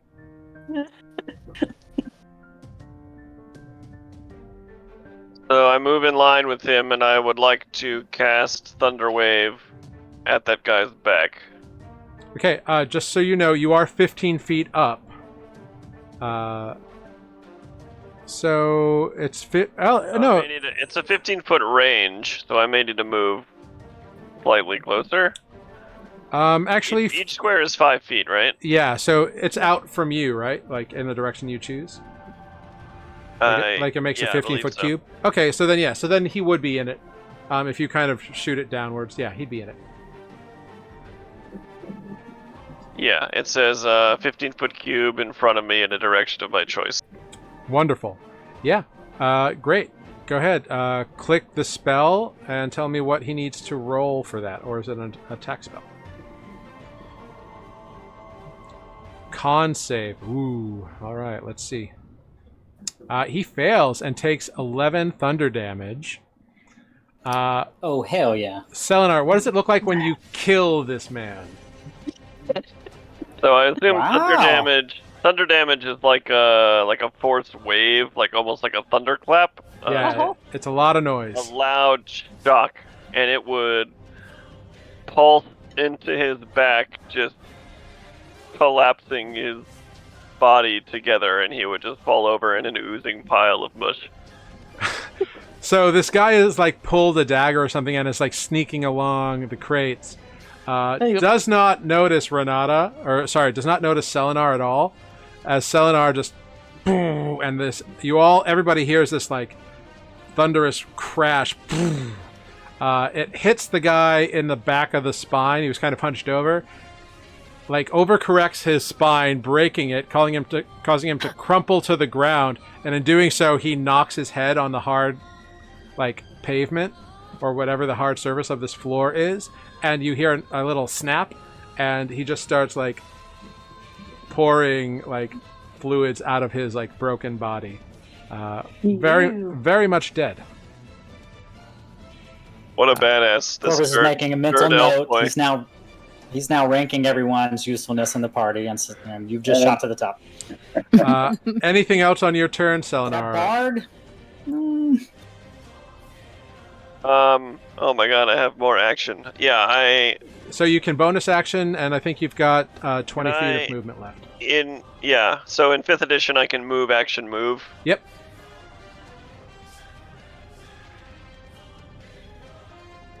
Yep. So you could continue on down the walkway. If Yeah, you I would just keep looking. Is there anything on this catwalk? Like, is this a railing I can hide behind or something? Yeah, it's a railing. It's got like slats in it, so it would provide you like quarter cover. I think it is. I have a. If you like duck down behind it. Oh, I would be trying to be kind of sneaky behind this. Sorry, I don't quite know my character super well. Cool. Yeah, if you just want to move and kind of like go low. Mask of the Wild. You can attempt to hide even when you're only lightly obscured. Cool. However, the hide is a action, and you've already used your action to cast your spell. Great. So if you have a bonus action you would like to do, you can take that. If you don't, we'll move on. But we can say you're ducking just kind of down, which will provide you a little cover. Sense, definitely blinking. But yeah, I just move, and while moving, murder that dude. And Great. That's my turn. Wonderful. I love it. Next up, we have some other folks. Moving on. This orc fellow does a full charge. Oh, and he makes it. Just makes it up to Lunine. He's got a big old mace. And he's going to attack Mace. Holy hell. He swings, overreaches on the first one, and kind of like tweaks his back muscle. And and bringing back up for a attack, he ends up overextending. His mace goes flying, and he falls prone in the square. He rolled 2 nat 1s on his attacks. Wow, the city's not paying enough these days. Yeah. Clearly not. Very clumsy. Where is he? Yeah. I can't see him, I'm guessing. Oh, he's around the crates. Yeah. Do I hear the commotion? You hear all kinds of stuff. There was just a loud crash. This guy. It's also a thunder You wave. just see like Lunine just like raises an eyebrow. This guy steps out from around a bunch of boxes, taking aim at Corvus with a heavy crossbow. Woo. But rolls a 5. So, thunk! This heavy crossbow bolt sticks into the stairs next to Corvus, but like 3 feet away from you. And he's like, "Son of a bitch!" Corvus will shoot And him then with glare. he like fucking tries to like, and then he reloads on his bonus action. Next up, the apprentice fellow looks over at Corvus and is kind of afraid and not sure what to do, but looks at Corvus and just shrugs, "Sorry," and a burst of magical energy comes out of his hands as he waves them in front of him. That's a 21 to hit for 8 force damage. And he then scampers behind some crates here. Actually, no, he heads upstairs is what he does. 5, 10, 15, 20, 25. Yeah, he heads up to there and kind of is like around the railings. Or they, rather. Next up, the dead person is dead. Which is Put the X. Come on. What are you waiting on? which is Dead unfortunate. person's For? still Put the dead. X on him. I did. On the dead guy. The X is on the dead guy. Wait, We which guy can't see died? him.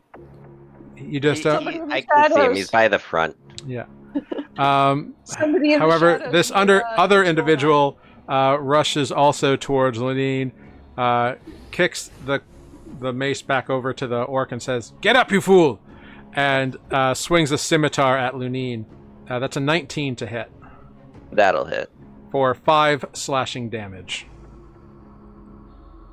Where do you buy your dice? The roll 20 thing. You heard it here, folks. If you subscribe, To roll 20, it Roll rolls 20. better. you get a +5 modifier. On everything. On everything. Okay, now we come to Renata with Lunine on deck, and then Ozo and Andra. So Renata, sitting down, strumming music throughout the whole thing, kind of fucked you over. But you can stand up for half your movement, and then the guy who stabbed you is right over here. He was trying to act casual. He succeeded. Yeah, no, that makes me very angry. So I stand up So you rage. So you- and and you play a really heavy Hey. song. let me see here what we got. Fuck you very, very much. Let's cast. What you got? Okay.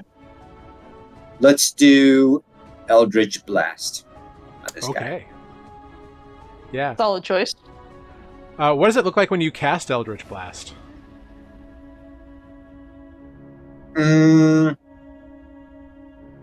I just slide my guitar pick down the guitar, making this like sharp noise, and like I don't know, the sound waves just like slowly become visible as it leaves and Yeah, sets very out cool. towards the target. All right, so you go, "Vroom," and the tattoo on your hand glows for an instant, and the sonic waves like swirl into a ball of force that looks like a little star with a note inside of it, streaking towards this guy. A 14 will hit for 7 points of force damage. Ow. Yeah, It's me, Renata. you slam right into him. Boom. Love it. Renata, anything else on your turn? The bonus. I don't think I have any bonus actions. You've still got half your movement. That's right. Which doesn't really matter because he could easily catch up to me wherever I go. So I'll stand my ground right here. Okay. I will Lunine. guard this box of rugs. Good man. That brings us to Lunine.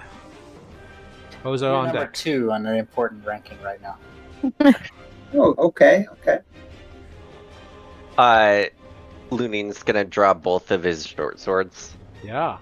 and dig them down into the guy who's prone on the ground. Make an attack roll at advantage.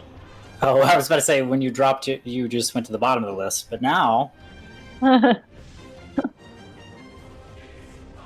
Oh wait, at advantage. Whoops. Hold on. So first attack that probably hit. is a 17. Yep, that hits. Go ahead. Roll damage. 8 physical damage. Woof. That's so weird. Physical. Physical damage. Oh. Oh, As sorry, opposed piercing. to- It's piercing. It says piercing. I'm not used to not doing magic. I know. It's Yeah. weird. Okay. And then offhand attack, Yep. Go for it. Still at advantage because he's still down. 21 Hits. for another 9. Oof. Yeah. Very Very nice. angry. Rough. Very cool. All right. Damn, Anything he's else? still alive? He's still alive. He's an orc. He's very hardy. I was Yeah. gonna say, they've got more health than we do. And they fall down, they get back up again. That's true. Jared is making this like, oh, this will be easy. We'll just hit for 8 every round, and No, you're good. You're good. Wonderful. Okay, that brings us to Ozo. Cool. You said how high were you up? 15 feet? Yeah, you're 15 feet off the ground. I still want to jump down and go kick this orc while he's down. Okay. Take that orc Boing. while he's down. Go ahead, make an athletics check. DC, either athletics or acrobatics, your choice. To DC, we'll say DC 12 to jump down. Only a 7. Okay, so you're going to take 8 points of bludgeoning damage as you fall and go prone. So you lose. Wait, do you have slow fall yet? No, that's a much No, higher. I'm level 2. Oh, okay. I'm level 2. So Just you like jump you. and leveled. smash to the ground, taking 8 points of bludgeoning damage from the fall, and not catching yourself. So you go prone, but you can stand back up. So you've got half your movement, minus 5 feet. Okay. I'm going to. But you also have your action and bonus action still. Yeah, I'm gonna use a key point to do. No, that's a lie. So I have minus 5 feet, half my movement. Half my movement. I'm 35. Why does half have to be so difficult? Oh yeah, that's 30 is easy. Great. So let's say you have. We'll just say you have 15 feet left. Yeah. Or that well, makes sense. minus 5, 10 feet. Oh wait, no. Well, 35 was half. So you have 35 minus so 5. we'll call it is 15. 30, and yeah. then half of that? Yeah. Or. Yeah. So we'll call it 15. Great. We'll just call it 15. So many things. So there's the. It's the worst 15. thing they ever made, giving things like if every square is going to be 5 feet. This is one of the big things in 5e, which supposedly is fixing, and we'll see. We'll but see. I'm gonna throw a dart at, I guess, the other dude then. the one who's I wanna do standing, something. yeah, Yeah. Go ahead, make your attack roll. Oh, that's So weird. You have to that- look in 2 different places. An I see. 11 will not hit. Okay. He this guy like turned your head as you fell on the ground, and you run up and throw your dart, and he's like, "Huh!" It like right by his face, but like just barely Does missed. he not have advantage because he's prone? No, he's not the I prone threw it at guy. the standing guy. She threw it at the standing guy. Prone, it's Yeah, throwing things. is Ranged harder. ranged attacks would have disadvantage on a prone Is person. disadvantage of prone. Sorry, I don't. Yeah. It's all good. No worries there. Okay, anything else from Ozo? Oh, I did this totally in the wrong order. All right, whatever. No. All right, Andra, we are up to you at last at the bottom of the order. Woohoo! Andra is going to cast Mage Armor upon herself, Great, love it. which makes my AC slightly better. Like a 15 or something. 14. Great. Yep, takes my armor up to 14. Wonderful. And then I'm gonna go duck around the corner and find a dead body. Yeah, you go around and duck, and there's a dead body there. That's like bent over backwards in this weird contorted position, probably from that loud noise that you heard. Yeah.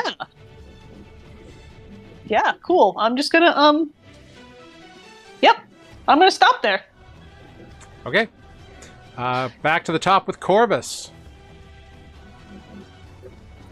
Oh man, I'm not ready for this.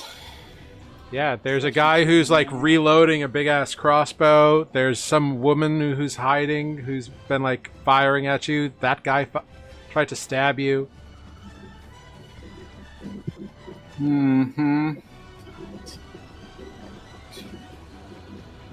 If I go up.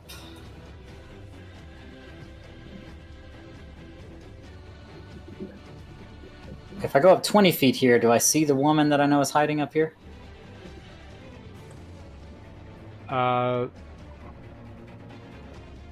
You look around real quick. You do not see her.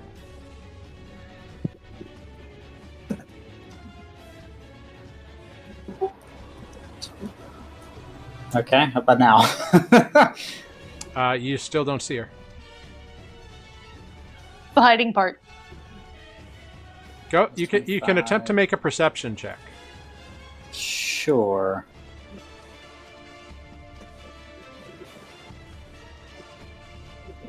.21 is real good. You are confident she is not within sight of you. Is that door ajar? No, it is closed. No, No, it's a door. Or Oh, I love you both. Oh God. I rage and kill everyone in this warehouse except for the elf because he's actually useful. He's a rogue rarian. Whoa. Margo. Only if you can find me. Great. I'm going to 5-foot step over here, hopefully cover from other things. Yeah. How I mean, far you do away see is that? this Sure. guy. He's like kind of hiding behind the railing, but you don't see the woman at all. He's got partial cover back there, though, right? From you at the moment, he does, yeah. When you were down here, he didn't. Oh, well, I'll tell you what. Okay, in that case, nah, we'll save it for later. We're gonna shortbow attack the guy reloading his crossbow. Okay, go for it. 23. 23 will absolutely hit. Go ahead, roll damage. One sec. Yeah. Okay, yeah, I don't have advantage in that one. No, you don't have no sneak attack action going in here. All right. 9. For 9 points of piercing damage. Thunk, the arrow sticks into his shoulder. Ah! You'll regret that. Anything else, Corvus? I think that was my movement. So bonus action. Yep, you've got a bonus action. Hide behind the railing. We'll try. Yeah, go ahead. Make a stealth check. 22, very good. So you kind of like duck and hide, and you are hidden as far as you know from people. All right, next up. Okay.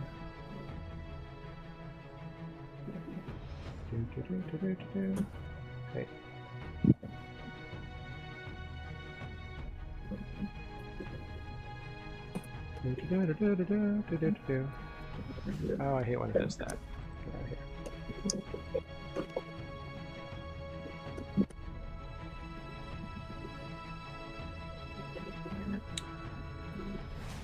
All right.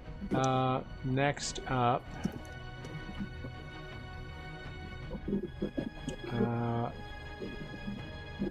this woman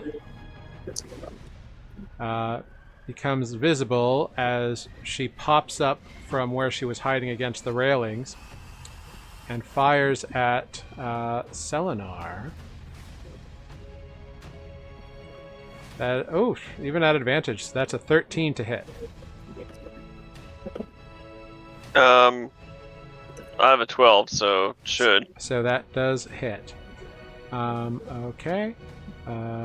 For a total of 16 damage. Ouch. Whoa.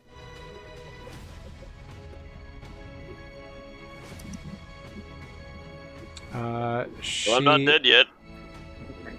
She then Yeah. You're tougher than I am. She then rushes. So she bonus action dashes and gets all the way to here. Not even seeing Corvus. Well, maybe she does. Dead bitch. Does she? Are you sure? You rolled a 22 stealth. She rolled a 21 on her perception. She doesn't Wow. notice you. She was ducking behind the railing while you were moving around, so she doesn't notice you. Boom. Today is a day Corvus becomes an assassin. So much for not liking the killing part. Yeah, so much for Oh the my God, anti-violence. Well, and then there's Jared, so like he's the reason I've turned to violence. And Then this whole encounter our was designed around other breaking guy comes straight at Renata, misses with both his attacks. Wow. Is this the same guy who tripped over his own glaive earlier? No, this is the lead inspector guy. And Did then Renata at least stand up last time? he did. No, I did. Yes, of course I did. Okay. You think I'd be like, He disengages You got that and chill? moves back another 10 feet. Which brings us to Selenar.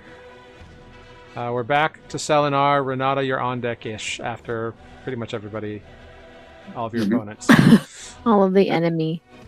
So Selenar, you just got blasted in the neck with a little tiny crossbow dart. What would you like to do? Cry. Not die. So, are there any None of us are open, healers, by the way. Are there open windows anywhere?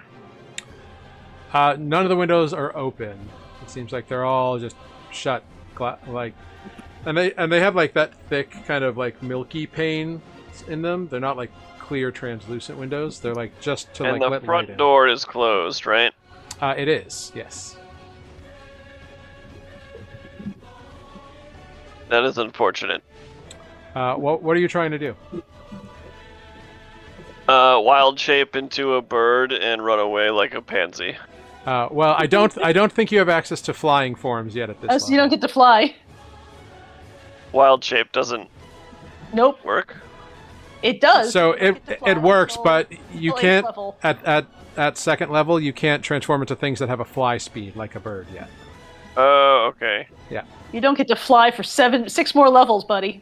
So that's more like cats and dogs and bears and Foxes and Possums stuff and like that. Yeah. Rats, Beavers. small animals that are easily hidden. Squirrels are pretty popular with Yep. certain druids. Alright, sure. I don't recommend the squirrel. They're kind of bad luck animals. They're not super stealthy. But, it turns yeah. out. But like it, I think you can do CR half at this level. Is that what it is at level 2? Yeah, moon druids are the only ones that get It one just or higher. says as an action you can magically assume the shape of a beast that you have seen before. Yeah, if you click on it, it'll pop up Oh. on the sidebar with more information. So at second level, Okay. You can do a 1/4 CR. I was saying, I think it's a Um, quarter for if you're not a moon. Yeah, so you can do Oh, a no quarter. flying or swimming speed. All right. Yep. You don't get to fly. You don't Forgive get to me, swim. I haven't played D&D in literally No, you're good.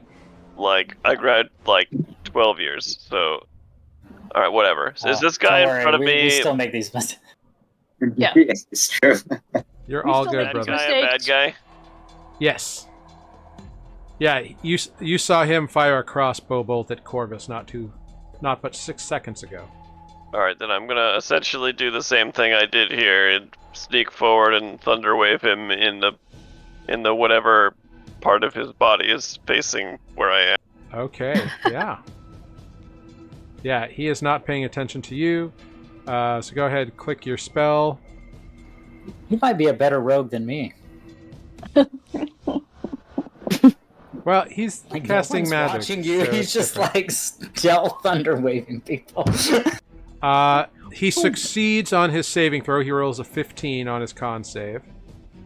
Okay, so he still takes half damage. All right, so then he takes 3 points of damage from your thunder wave. Wonderful. And how much? What did I move? 4 squares? So you'd have 2 left. Move back north, I guess. And that's it. Okay, great. I've joined Team Red. Next up, this orc guy is gonna stop being embarrassed and he's gonna stand up, picking up the club that the other guy kicked over to him in the process, and he's going to wail. He's going to attempt to wail twice on Lunine at advantage because he's got pack tactics. Hmm. First attack is a 21 to hit for 5 bludgeoning damage, and then a 13 to hit. That missed. Second attack, you bring up your short sword and ting, block the mace. Well So was the done. glaive. No, it's just a mace. He gets Nobody has, disadvantage like- for changing his mind on the weapon. I'm just kidding. Corvus has a heart attack and dies in front of all of you. I'm pretty close to it already. Don't worry. Brain aneurysm. The stress got to him. Yeah, I'm like, this is not what I signed up for. Fucking cash. This fine individual takes a few steps back and aims the crossbow up at Selenar this time and fires. And with a mighty thunk and a 7 to hit, a crossbow bolt lodges in the banister and sticks right through, right at the level of your thigh, Selenar, but does no damage to you because he hit the banister slats, not you. Yay! And he's Yay. like, "Son of a, this crossbow's busted, boss!" and like reloads his crossbow. Isn't the boss Always- dead, or is the boss the one that's been trying to kill our bard? No, you've only No. killed one guy, and it wasn't the boss. We should He's change hiding that. behind those crates. Next up, our little friend here looks out from over the railing and goes, sorry! And once again, a burst of arcane energy flutters towards Renata. That's a 22 to hit Yeah, I'm probably down. for 7 force damage. Yep, I'm down. Okay, Renata goes How did you unconscious. all die at session 0? Well, there was some little kid And that prone. came around.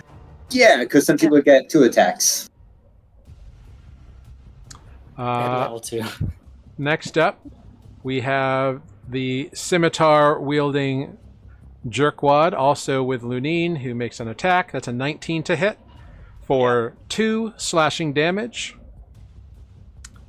Renata, we are up to you. What does Renata see in this moment as he drifts into unconsciousness? please roll me a private d20/GR command. /GR. Hold on. Let's do that first. Yep. Okay. Cool.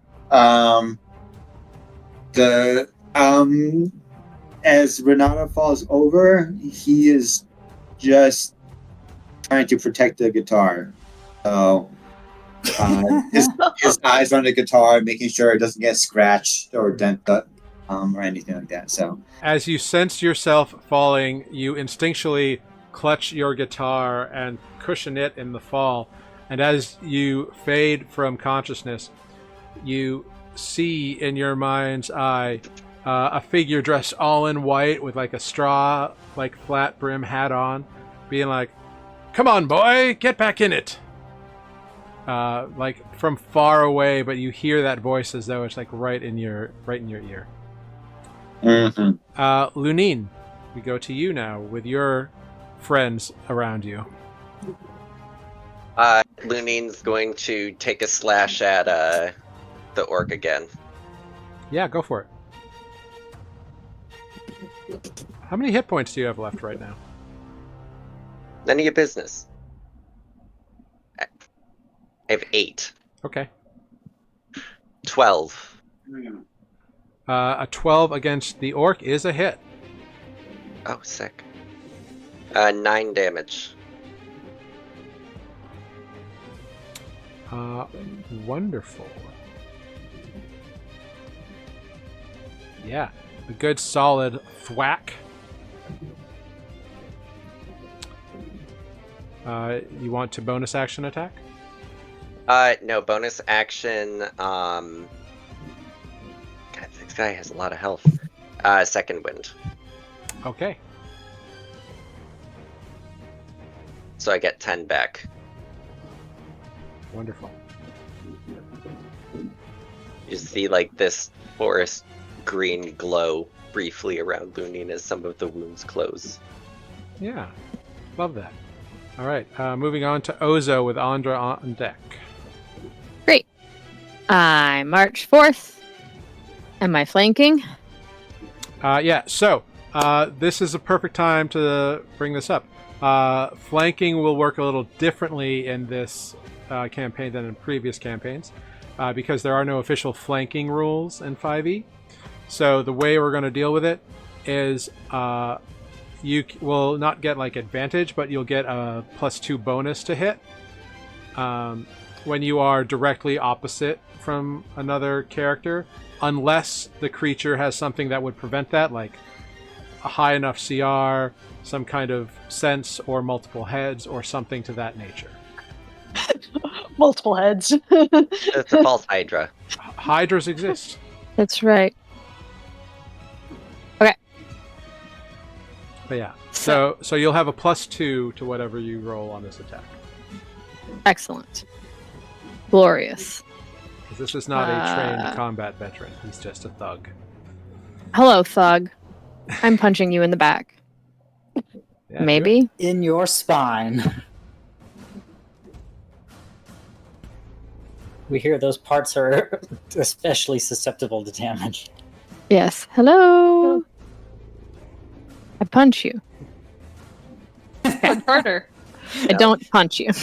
You should try doing it instead of describing. I'm trying to do it. I Plus punch you in the 5. chest. I wanted to. I'm gonna All right. punch Okay. I rolled an 18 plus a 2, Why, which makes yada. the doing. Yep. And so now Absolutely that hits. hit. Is it gonna roll the damage now? No.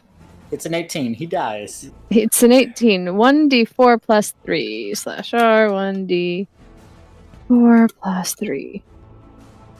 Well, Oh, he not plus definitely dies. 34. Well, we'll take the 7. Yeah, 7. Sorry, the 34. We'll take seven damage. One good bwam right in the back of the spine. That looks like it knocked the wind out of him. Real good. Looking really Great, rough. I'm gonna do it again. Are you bonus actioning second attack? Just regular attack. Yep. Okay, great. Go for it. Plus 5 is my normal. So it becomes a 14 with the flanking roll you made. Yes. But you don't add your proficiency bonus to the attack roll. No, for monks you do. Do monks? Okay, great. Oh, that's right, monks do. Because it's an unarmed strike. That's right. Yeah. Yep, thank you. So Yeah. so I did 14. what the machine told me. Yep, you're good. 14. Sorry, I'm used to melee weapons. 14 absolutely hits. Go ahead, roll your damage yet again. Great. Plus only 3, not 34. Yes. It's a hell of a strength modifier. Ooh! Another 7. Oh. You conk this guy at the base of the skull with... I don't think I your can reach second- his skull. It's definitely a kidney and a spine puncher. Okay, great. And 3'2". So you conk this guy once in the spine, and he goes, ah! And using that, you take the option and hit the exposed kidney. And he, like, stumbles to the ground, and he looks like he's going to collapse. But then he, like, pulls himself back. He's got one... seems to have pulled himself back just barely from the brink of Berserker unconsciousness. rage. Zombie, kill him faster. Yeah, into that half orc. Fell, Back up fell one. down and got back How do up you- again. How do you kill a half-orc zombie, actually, now that I'm thinking about it? That'd be hard. You never do. Yeah. That's Great. why Well, that was necromancers my seek turn. out half orcs. They only want half orcs. It's the best armies they can That build. makes sense now. Jeez. Andra, we go to you. Oh, hey, that's me. Yeah. I am really happy in this little dark corner. I found myself with this random dead pile of goo. So I am going to throw some. Did that do it? No, it did not. Chill touch at this nice lady over here as the only person I can see. And wow, that was pointless. Cool. All the way up here? Yep. Great. Yeah, it's a range. It's a range of 120. 120 feet. feet, yep. But a 9, indeed. Yeah. Your cold energy just... Yeah. Or whatever, or necromantic energies, whatever chill touches, I forget. Yeah. Kind of blasts into the crate next to her, sending... Doesn't do shit. I'm Yeah. gonna climb over this. No, I'm not. I'm gonna stay right where the fuck I am. I start to climb over the dead body, peek around the corner, and go, nope. Where I am is great. All right. Okay, that brings us back to the top with Corvus. Corvus. Yeah, you are hidden from people at this moment, because they haven't noticed you yet. So, like, if you want to move and maintain your stealth, you have to do so at half speed. And if you attack or do any other kind of action, you will reveal yourself. But I would get sneak attack on the first. You would have advantage on the attack roll, yes. Great. I have a bow in my hand. Do it. Yep, I have a person in front of me that doesn't see me. you do. The lights in my room have turned red. Yeah. All of the moons have aligned. I'm going to shoot a bow at the back of this bitch. Do I it. can do that Sorry, too. I shouldn't have said that. I'll light my room red for you. Yeah. In solidarity for Corvus, I'm sorry, for our bard, let's all turn our lighting red. Okay, all right. All right. I don't I'm have doing it. technology. I only have shades of white. Sorry. Does a 26 hit? A 26 will hit, yes. I would like to apply the sneak attack damage, so that is a 9 plus 6. What is that? 15. 15 damage. Wow. Yeah, at like point blank range too. So Well, I didn't want to move. no, it's valid. Lazy. Yeah, Lazy you assassin. funk.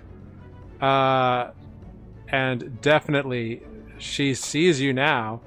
She's like, "Oh, you son of a dick!" Son of a How's dick. she doing? She's alive then. Oh, she's alive. Yeah, that's the first damage she's taken. So I've That was got this out. thing where I can use my bonus action to hit someone again. Is that right?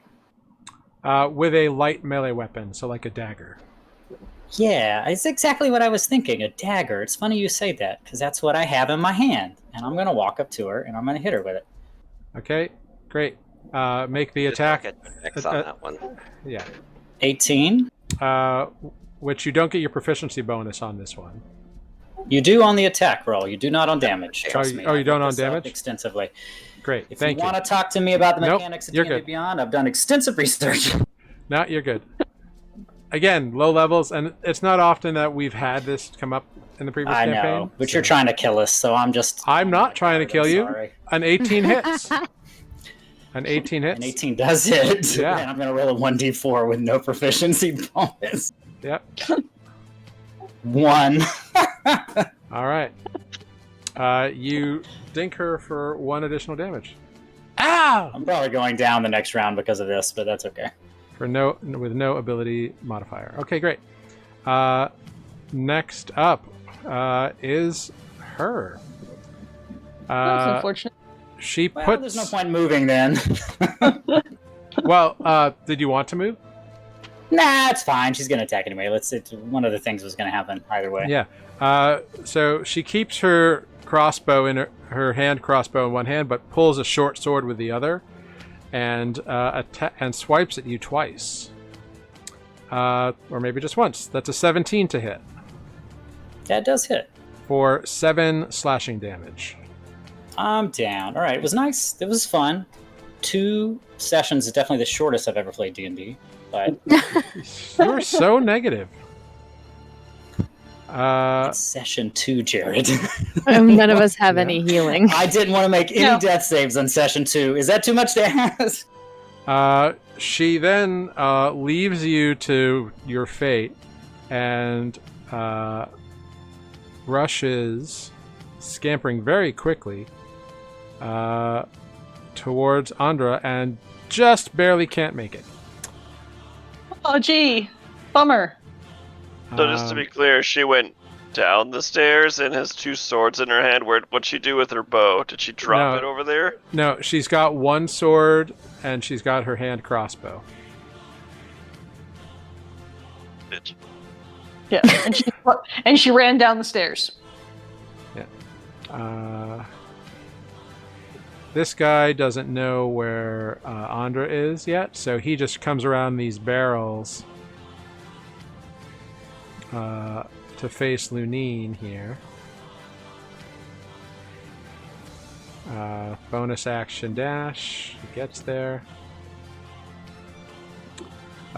Short sword away. Nope. So the first attack, he like overextends again, and like you block him, and he goes and like his hand goes numb, and he kind of like has to switch to the other hand. He does what? Yeah, his hand like and so he tosses the short sword to the other hand, and comes in to stab with an 18 to hit.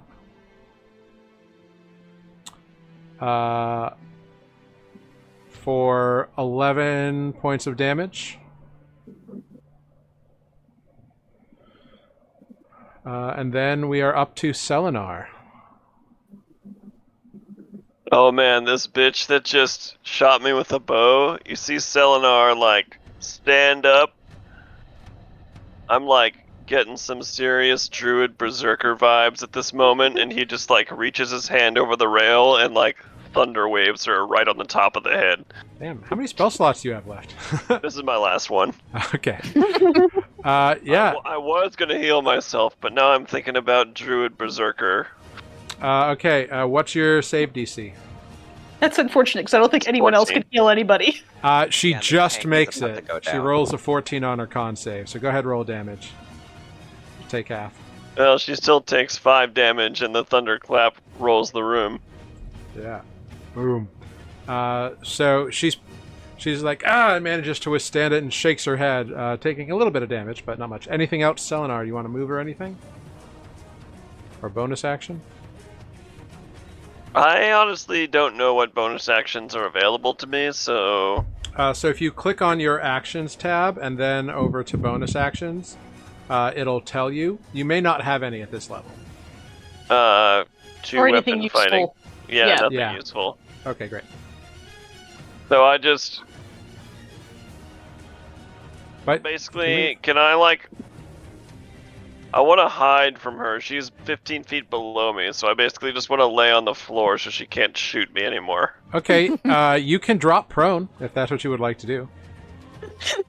Yeah, I don't see any other targets, so Okay. that's what I do. Great. You drop prone. Next up, we have our orcish friend, who's kind of teetering, and is gonna try to go after the guy who he's been going after, even though Ozo's a problem. Ooh, that's a natural 20. I'm down. Okay, Lunine falls unconscious. And prone. He then swings back towards Ozo with his second attack, and that's an 8 to hit. So that misses.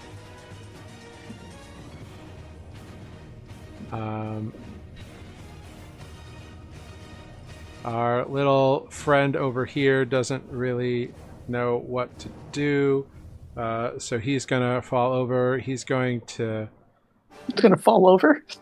He's gonna come over. He kind of like steps over Corvus's body and kind of looks sorry, and goes down over to here and sees his allies heading towards Andra, and he unleashes an arcane burst in your direction.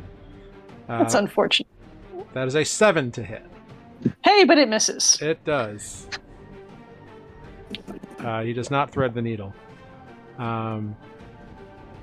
This guy with a scimitar swirls around for Ozo. That is an 8 to hit, so that will miss. Renata, go ahead, roll me a private Second D20. one. And what do you see as you slip further into unconsciousness? I believe you last mentioned the manager sort of standing above me, Yeah. maybe like the side. So all I see is his feet, like just in front of my eyes, and I hear his voice telling me, get up, do better, be better. You're a rock star, baby. Very good. Lunine, go ahead, roll me a private D20 and tell me what Lunine sees in this moment of unconsciousness. Sorry, it's G roll. Slash GR D20. Oh.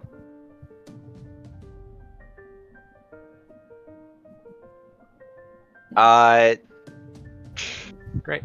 Lunine just is dreaming of his home.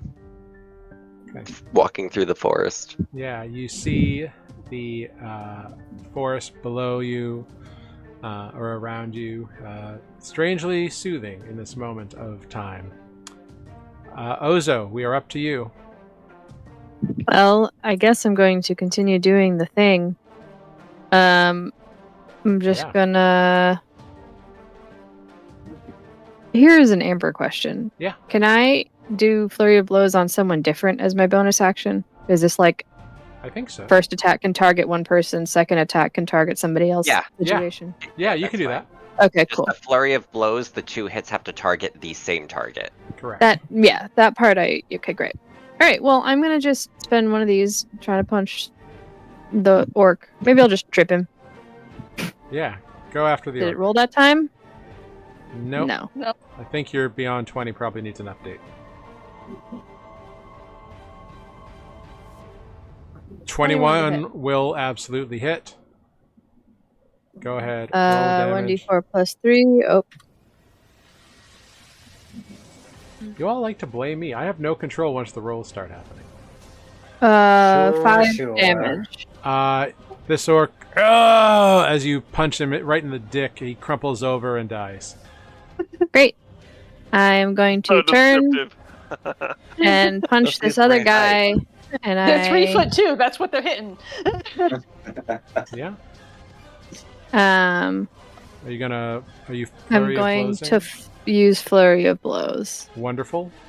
on this one, but Spend- it's not gonna roll right. Let's try it. No, it's not. It's because I refreshed one page but not the other. Yeah. Tar 1d20. There is one. Dirty 20 will absolutely hit. Go ahead, roll your second attack as well. It's a 22. Both of those will hit. Ozo's a machine now that they're on the field. 2d4 plus 3. Can I just do it that way? Yeah, 2d4 plus 3, yeah. Mm-hmm. And we'll just add that 3 to each of them? Yeah. Because each... No, So 2d4 sense, plus yeah. 6. you want me to do that? Yeah. Great. 13 total damage to that face. You punch this guy once in the breadbasket, he topples over, you uppercut him, and you hear Yes. a light snap, and he crumples dead to the ground. And then I turn over to the inspector man and smile faintly. Behind the mask, he has no idea. I'll just cock my head with my smile. How about that? Love it. Next up, we have Andra. Cool. Andra is going to look at this person in front of her and throw some burning hands at them. Oh no. Ooh, all right. There's boxes. Yep. That will light the boxes on fire. Yep. Our Yep. world is on fire. She fails Great. miserably, I should add. I feel like I have an effect for that. Hang on. Yep, dynamic. Here we are. We're going to be in a fireplace. I'm gonna make Awesome. my whole room a Very fireplace. So she takes some fire damage, and any flammable objects in the 15-foot cone burst into flame. Yeah. Including the rugs. Way to go. The rugs are not in a 15-foot cone for me. They're all the way over on the other side. Okay, good. There's just some random barrels. Who the fuck knows what they're carrying? Yeah, who cares? The warehouse made of wood too. Everyone is wood. We're all wood. The ground is stone. It had walls. Don't know why this is doing this to me. Hopefully, those aren't barrels That's of what I gunpowder. said when this combat started. Well, fine. Alright. So, these All the boxes crates have here fireworks in them. are now on fire. Yep. And she is dead skis. Sweet. Why did we set things on Worth it. fire? I don't know. Burning I mean, hands. I'm dead. I guess I can't be my... Cool. You're dead. Who cares? Anything else on your turn? No. Nope. Okay, She's the person who knows I'm back there, and she's dead, so I don't care. Corvus, go ahead, roll me a private d20. And I was trying what to do work you on see? that. /GR D20, is that what it is? Is Yep. that all one Yeah. word? Lowercase? No. Space Space d20. Space. between Between the R and the D. Capital D, capital 2? Sure. Yes. the capital. Capital 2 is Great. very What important. do you see in this moment of unconsciousness?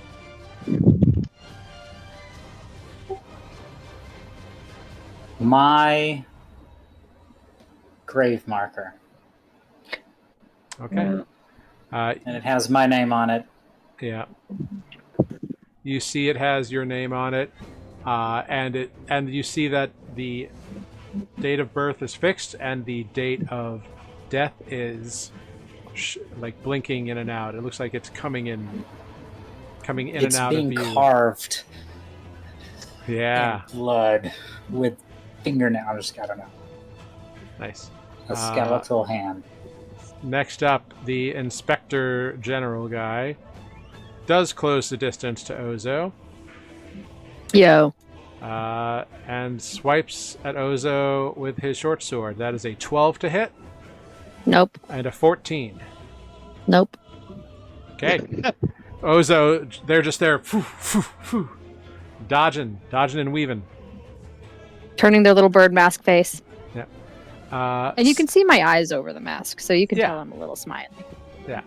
Selenar, that brings us to you, as the other person with that initiative is dead. So, R.I.P. so you're currently prone on the ground and can't really see much of anything. Can anyone see Selenar Nope. that I know of? Nope. As far as you know, no. Selenar being And there's out a of fire spell, burning below you. being out of spell slots and generally useless at this time, becomes a mouse.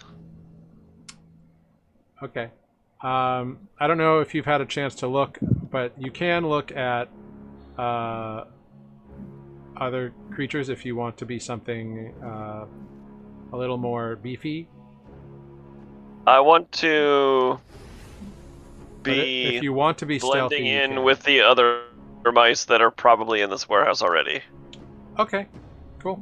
I presume there are other Well, mice and just rats around. because you haven't played this before, you can absolutely become a mouse. I'm not telling you can't. But if you wild shape into like a heftier beast, you will get those hit points as that form. Yeah. So like if you transform into something that has like 12 hit points, you will have 12 hit points. And they'll have to But go then- through go through those before they can get to their thing. Like So, if You open Selenar, if you become a if you open the boar, monsters, if you become a boar, you'll take on the physical attributes of a boar, so you'll have an armor class of 11 and 11 hit points. But you'll also be able to do all the attacks of a boar. And the benefit of Druid Wild Shape is you maintain your mental status, whereas like if you spell change your shape, you Yeah.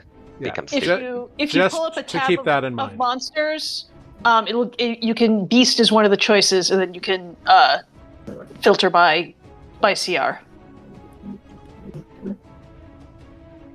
Yeah, like so Selenar is doing this primarily as a way to hide. okay, cool. Not a problem. I don't know. I understand there are stronger choices from a combat point of view, No, but you're he's good. trying to not die. fair. So Yeah. So I assume if you there look are in your mice or other extras, rats. yeah, if you look in your extras, you'll see a rat is now in your wild shape. So you become a little tiny rat. I do not see rat, but that's okay. So I do this. I don't know what the movement speed of a rat is, but I will move. It's 20 feet.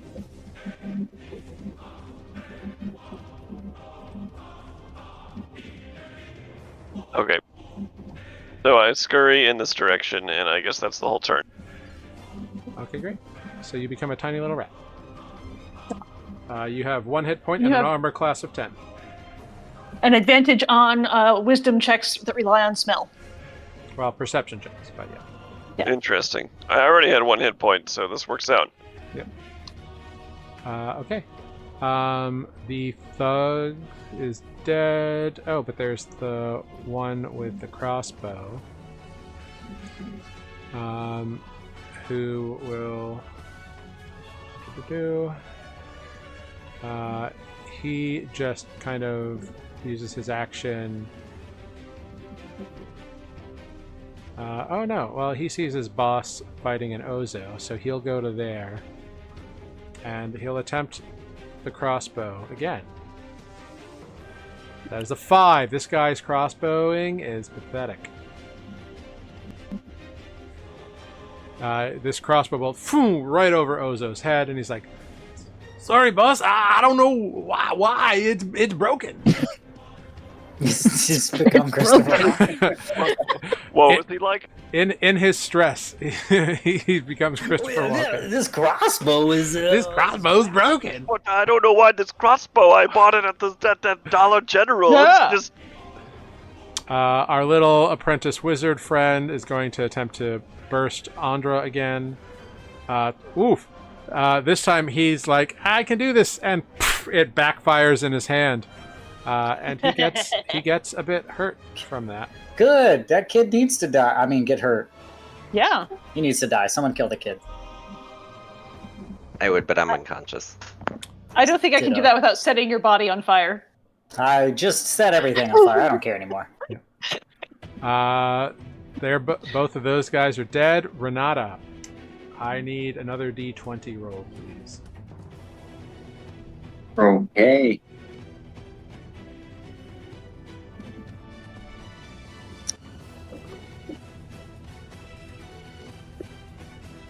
Okay. What do you, as you look at the feet of the manager, what do you envision at this moment? I imagine Renata just slowly looking up towards the face of this guy who's bent over. And the manager is just like, there you go. Just breathe in, breathe out. Get back on your feet. Wonderful. Lunine, I need a death saving throw from you, please. Ozo, you're on deck. Followed by Andra.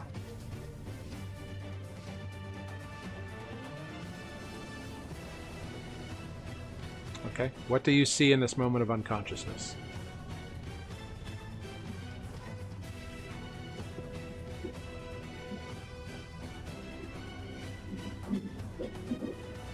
Lunine? Oh, sorry. Just things are Who am I? right. Just the forest is just becoming, as he's walking, both darker but more coming into focus. Yeah, you see that as it comes into focus, the brilliance that and luminescence you're used to in your home forest is becoming not different, but it is becoming different. It's becoming like shaded, and it's becoming more like, instead of like these brilliant shining motes of light, they are becoming like cell drawn, like anime stuff. Like it's like glitching out in a way, but still prominent. Ozo, we go to you. Andra, you're on deck. Guess what I'm gonna do? What you gonna do with all those fists? I'm gonna punch the boss guy. Yeah, punch the Inspector Bryce. All those fists in that guy's dick. +5. Oh no, it's only an 11, that one. Yeah, this time you punch him in the gut and he flexes his muscles and the boom bounces off. Making contact, but no real hit. He's got impressive abs, this guy. Great. I'm gonna punch him again. Yeah, do it. 16 that time. 16 will absolutely hit. Great. /R, please. Have 5 damage. All right, yeah. Solid hit to the side on that one. He goes, ugh, and kind of bends over. He's looking very rough. Great. Andra, it is your turn, and the fire spreads. Jesus, Andra. Did you Oopsie? bring a water spell? No. You're Oopsie. unconscious. Just breathe the smoke in, it's fine. The next time Corvus rolls a death save, it's just him scolding Andra for setting everything on fire. Yep. So whiny bitch up top that keeps trying to throw things at me. Yeah. I'm going to Set him on fire too, why don't you? I'm not going to set him on fire. I am going to chill touch him. Okay. A 21 will absolutely hit. Yeah, he doesn't have anything to help him with that. He takes 5 necrotic damage, and he cannot be healed until the start of my next turn. What does your chill touch look like when you hit? It looks. It is a very like a wispy spectral skeletal hand that just kind of like grabs him by the nape of the neck like a naughty kitten. And like his body shivers, Like and you that. see black veins like course down from where the hand grabs him for an instant. Yeah, he looks in rough shape. Corvus, I need another death saving throw from you this time. Okay, what do you see as you drift into unconsciousness? Thunderclouds roll in as the camera shifts from the grave marker to the sky, but not before a single crow flies in and lands on top of the grave marker. Ooh, very nice. So Okay. emo dude. Oh yeah. The guy here is going to try to get that pesky little halfling. Oh my god. Once again, he overextends and hurts himself with a natural 1. Good for you. However, If he kills himself, that would be awesome. his Are the halflings the only ones still standing? yep. Yeah. However, Stelinar's still up. He's above Selenar is Crow. hiding somewhere. a 20 Oh, on yeah, the he's second around. attack will hit you for 7 points of damage. Okay. Today's episode is 7 a lesson. slash. That was in- me. That's me. Yep. Selenar, we are to you.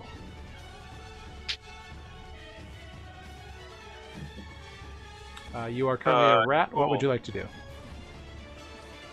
So the guy next to Corvus is still doing stuff, right? Yeah, he's been firing bolts of magical energy at Andra, and he just got hit by a spell, and he looks like he's pretty beat up. All right, I'm interested to take a. Do double move actions exist in 5th edition still? So you can move, and then you can use your action to dash, which does double your movement, but you can, then cannot do another action like cast a spell. Yeah, that's fine. I'm gonna That's the move. spells are at anyway.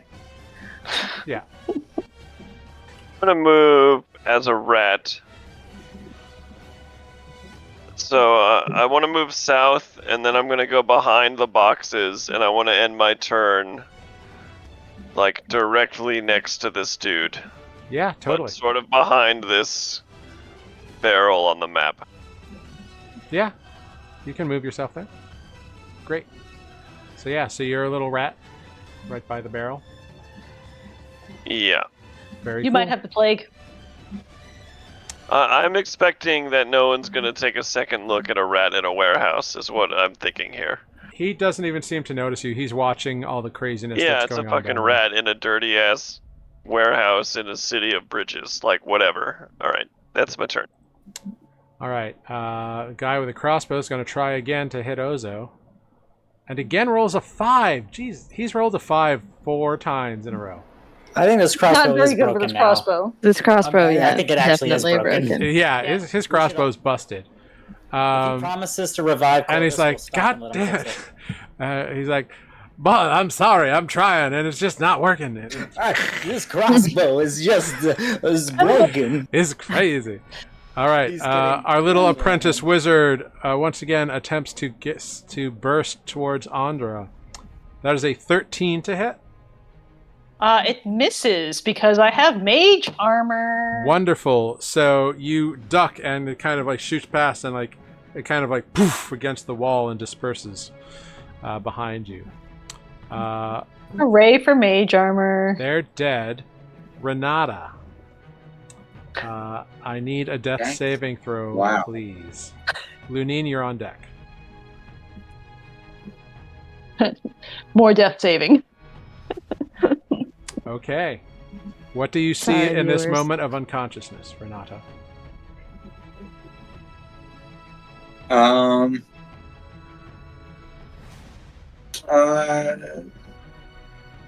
I take my eyes off the manager and just kind of focus more on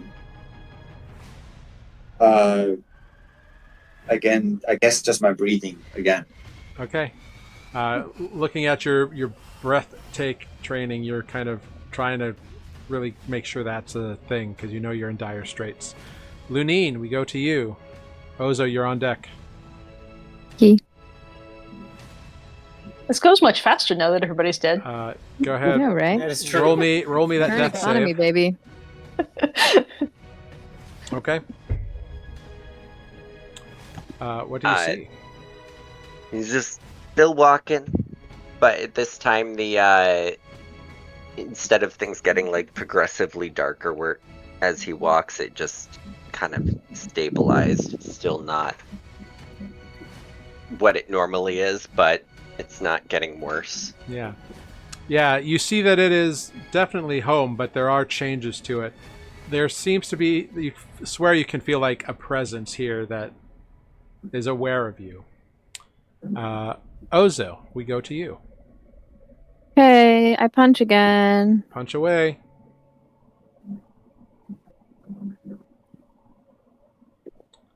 A 7 will unfortunately miss. I'm gonna do this time, and I'll just do one for now. It's fine. I'll save my key point. Okay. 18 that time. That will absolutely hit. Go ahead, roll damage. Only 4. All right. You sock him once in the kidney area, and he bends over. He does look very, very badly shaped. Andra. I'm gonna take a. That's just a pitch darkness there. No matter what I do, I'm gonna step over this dead body, and behind these crates, so that that kid can't see me no more. Mm-hmm.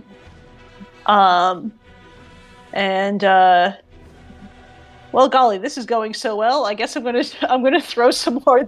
I'm gonna try to throw some more chill touch, but at the dude, at this dude. Yeah, and How's that fire? you will Burning. you will hit him. He will take 1 necrotic damage. Indeed, the fire does spread. It gets real close to this other guy. It's about to lick down the barrel, and he's like, ugh. Okay, anything else, Andra? No. That's all I got. Okay, Corvus. I need a death saving throw from you. Interesting. So, Corvus, the crow caws at you, and you see a humanoid form begin to materialize next to your gravestone.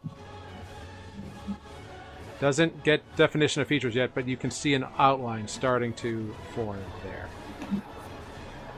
Am I exempt from describing what happens? No, go for it. I'm just adding. It rains. It rains. The rain comes. Next up, this guy, he looks to be on his last legs, this leader. He's like, fuck, you people are a pain in the ass. And swings Not to come in. and swings his short sword very tiredly. That is a 21 to hit Ozo Good job. for 7 slashing damage. Ozo's down. Oh no. Okay, Ozo God falls to damn it! the ground. Session 2. You guys. You're are level okay. 2. I'm sorry. Yeah, we're level 2. I really can't heal anybody, guys. This guy Scan, it's then comes over to Andra and swings Oh, his that's short bummer. sword. Wow, That's a bummer. that's another 21 to hit for 6 slashing damage. Ouch! Selenar, we are up to you. I frantically am looking through the monster manual. Yeah, you can sort by CR on your character sheet if you go to extras, manage extras. Yeah, I found it. Okay, cool. I can only do 1/4 combat rating though, right? I think. Correct. Anything between 0 and 1/4. Yeah. And I will Alright, say, so- at a quick look, you can become anything except Snarl and Axebeak. Anything else is viable for you. So I'll tell you what I want to do, and you tell me if this is possible. Yeah. So I want to move under this guy's feet Uh-huh. and then turn into an elk. You can absolutely do that. Just go ahead. Yeah. You know what? Yeah.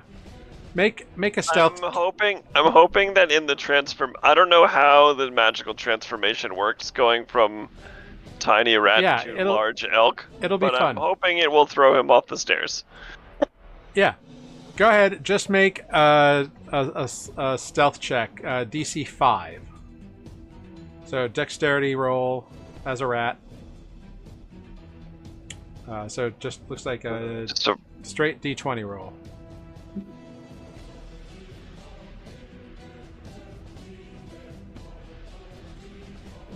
A natural. Oh.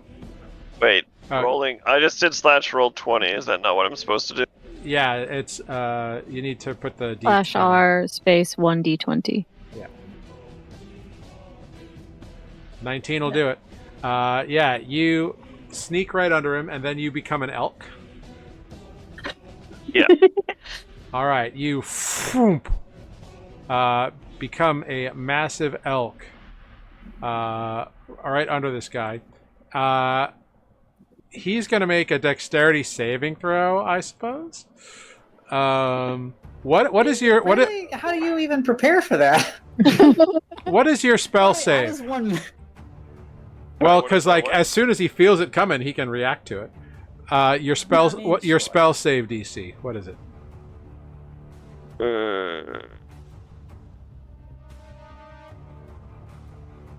I don't know where that is. Do your spells tab. So spells tab. It's at the top right. It's probably like a 14. 14. Cool.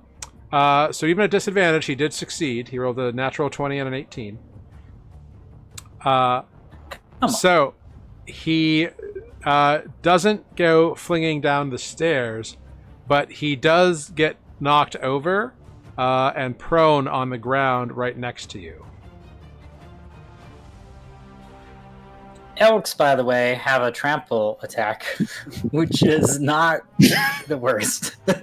Yeah, but doing the wild shape is an action already, so I don't have another action for an attack. Yeah, that's true. He can look forward to it in 6 seconds. Can I move on to him? Yeah. Just walk onto him. So I will attempt. He's now forcibly prone. I will attempt to not step on Corvus. That doesn't matter at this point. Corvus is dead. Yeah. So go ahead. Just make a dexterity roll as an elk. Whatever an elk's dexterity is, roll a d20 and add it. It's a +0. Great. Just roll a d20. Someone's played a druid. 15. Recently, Someone has this stuff handy. 15 is very nice. And beats his armor class. So you manage to avoid Corvus and do kick the guy in the head for a point of damage. Nice. He's now unconscious. I'll take it. There's also now a huge elk at the top of the stairs. There is. Which the guy hears some commotion and wants to get away from the fire. So he's I'm gonna. a little sad that I'm behind the boxes now and couldn't see that. So he's gonna swing around and be like, "What the fuck?" and sees this elk trying to trample the little guy. So he's gonna fire his crossbow at the elk. That's a 14 against the elk. What You're is gonna ask? I need to get that shit back up. Your armor class is 10. Cool. For 3 points of piercing damage. Of 13. So you can use the blue square if you just click on your token, add, and then the blue circle. Just put 10 there. That'll be your wild shape hit points for the time being. Got it. And I successfully added elk to my wild shape list. Love it. Elk are handy. Cool. They're big. All right. Next up, this guy kind of crawls away, extricates himself, and stands up. Oh man, he's gonna have to change his pants. Yeah, he's looking rough. He is unsure about what to do. So he's just gonna kind of cover his eyes and blast towards you. That's a 15 against the elk for 6 force damage. Bummer. Bandits are dead. Renata, I need you to roll me a death saving throw. Okay. Yep. What do you see in this moment? Nothing, man, because I'm dead. Though you open your eyes in a moment and you see fire flickering around the corner. You see like the flickering light from a fire. You see your friends in various stages of battle, dead enemies around them. And in this moment of death, you see your manager lean down and be like, "Kid, I don't have time for this. Do you need help?"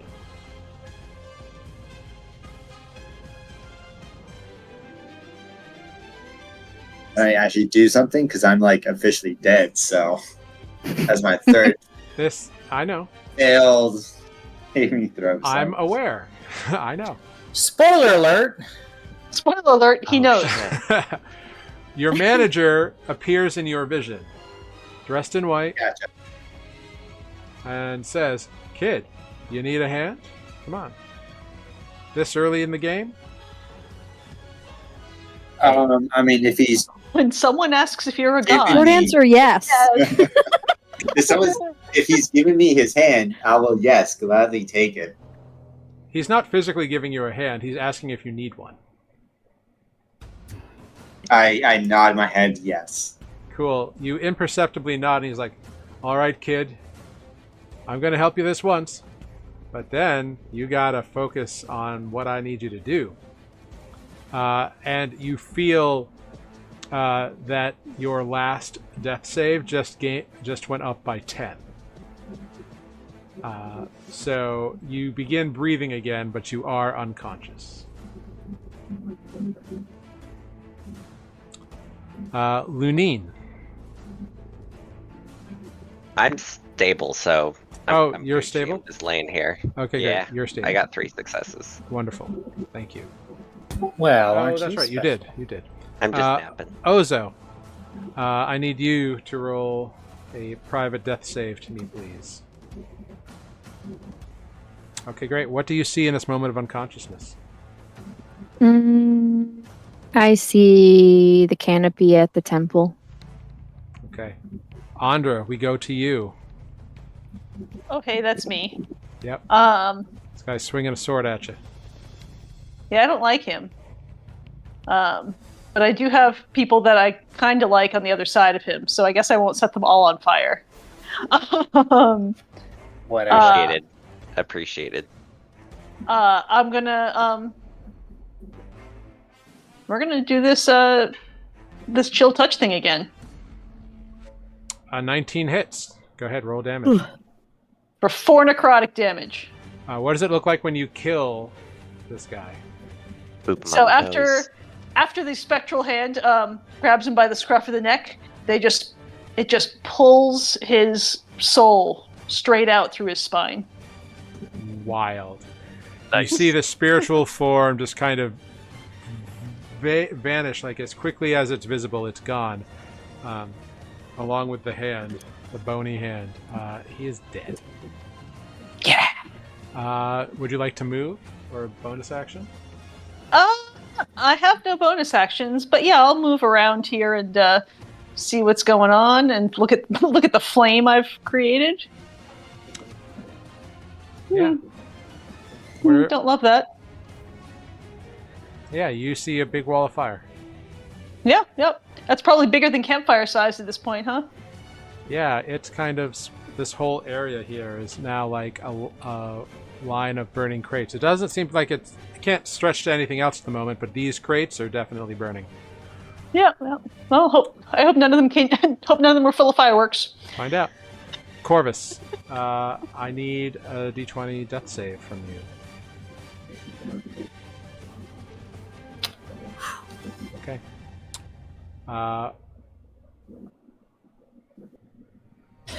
As the rain pours down, we shift even higher.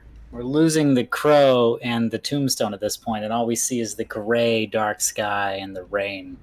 And then what is that? It looks a little bit like some clotted earth is being dumped upon me. Okay. Ooh, drop it on the camera. Bum, bum, bum. All right. The crow caws. Selenar, it is your turn. What's this dude doing in the corner? He just Getting blasted. stomped in the face? Oh, okay. Go for it.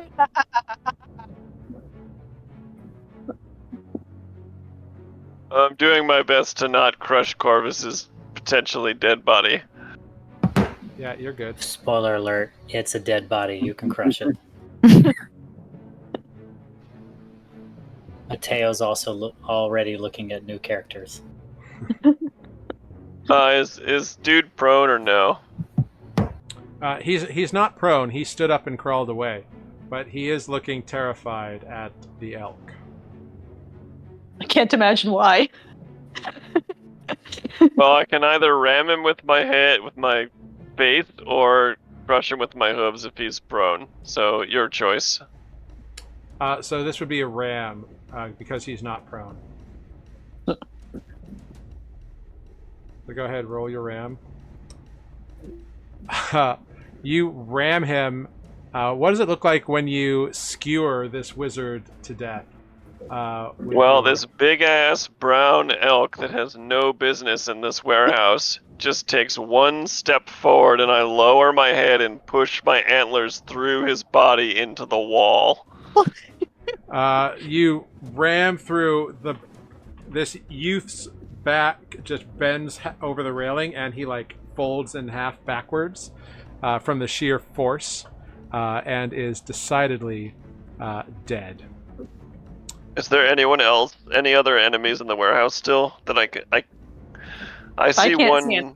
There's one, and it's you still have like all but 5 feet of your movie.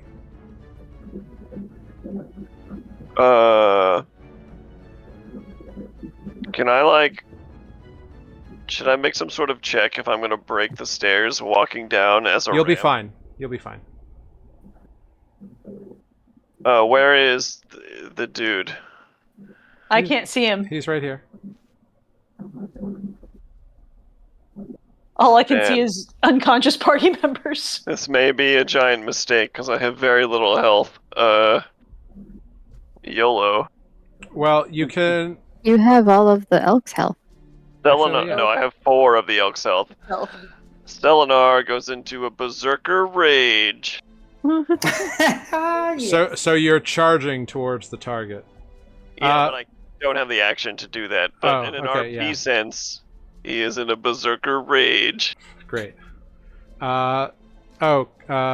Great. So his speed is 50 feet, but I used 10 of it already and skewered the guy, so... Yeah. Great. So you're gonna end your turn. You know what, I'm gonna stop at the top of the stairs and just stare at the one guy menacingly as a ram. Yeah. Elk. After seeing sorry. all Oh, this yes. stuff, this guy is just like, with his crossbow, is just like, fuck all of this, and just fucking runs away. Was this the guy who can't use his crossbow? Yeah. Broken crossbow. And the Don't front let him door escape, kill the him! front door is still closed. Yeah. No one gets out alive. He opens it with his object My interaction lights are red. and runs the fuck away. The ghost of Corvus is like, don't let him escape. Fucking Corvus, as you see this, that form that began to materialize in your vision of this gravestone, as you see these clods piling up on you, the form takes its shape, and you recognize the face of your first friend, the one who taught you the roguish ways and the ways that have intrigued you for so long. Kid, you want back? I'm Want so out of the sorry. hole? I know that was a dramatic moment, and I heard none of it. Your mic selectively goes out at the best moments.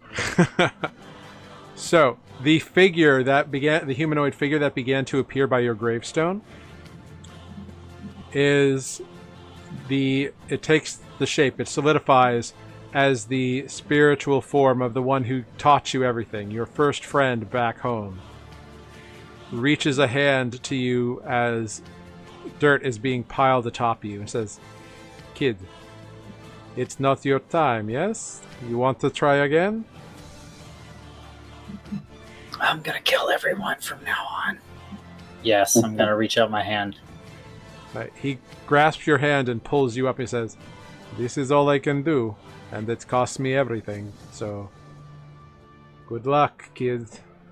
And you see his spiritual form kind of fades and dissolves and merges into your body. And your body breathes again. And you are unconscious, but alive.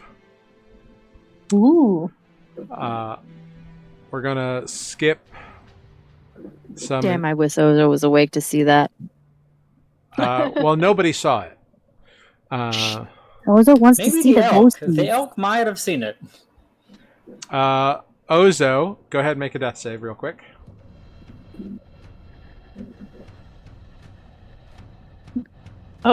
Giant elk, if you could maybe see your way toward coming over and maybe peeing on this fire to put it out, that might Okay. help us with Andra, we're over to you. Uh, Ozo is unconscious on the ground. You see Lunine is unconscious, but seems to be breathing. Ozo looks like they're having trouble. I don't think there's a damn thing I can do to help them, sadly. Anyone can make a medicine check. Remember that. Sure. I can try. Once Great. Selenar is I rolled out a of elk form, I Okay. am trained in medicine. So All right. I am not. So wait, no, I'm not. I just have hella wisdom, whatever. So Selenar, we are up to you. Andra, do you call out for help or something with Ozo, or? Sure. Okay. Anyone else still alive? I can't see the elk. I have I not know. seen the elk yet. Selenar, you hear this?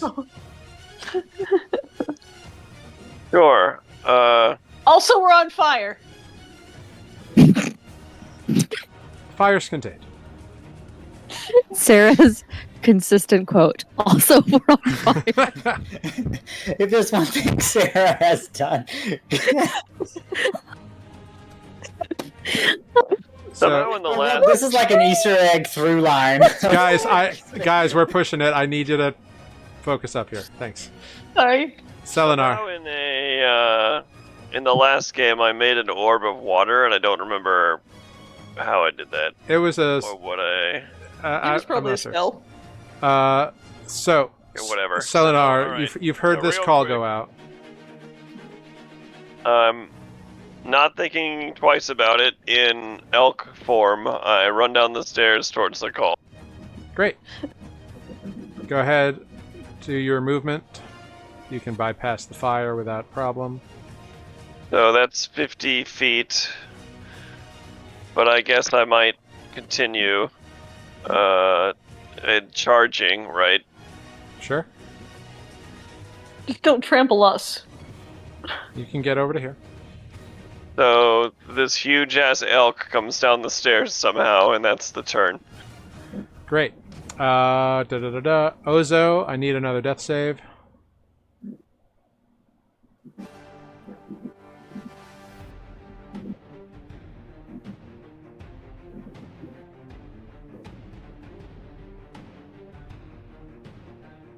Okay, great. Andrea, do you want to do another medicine check?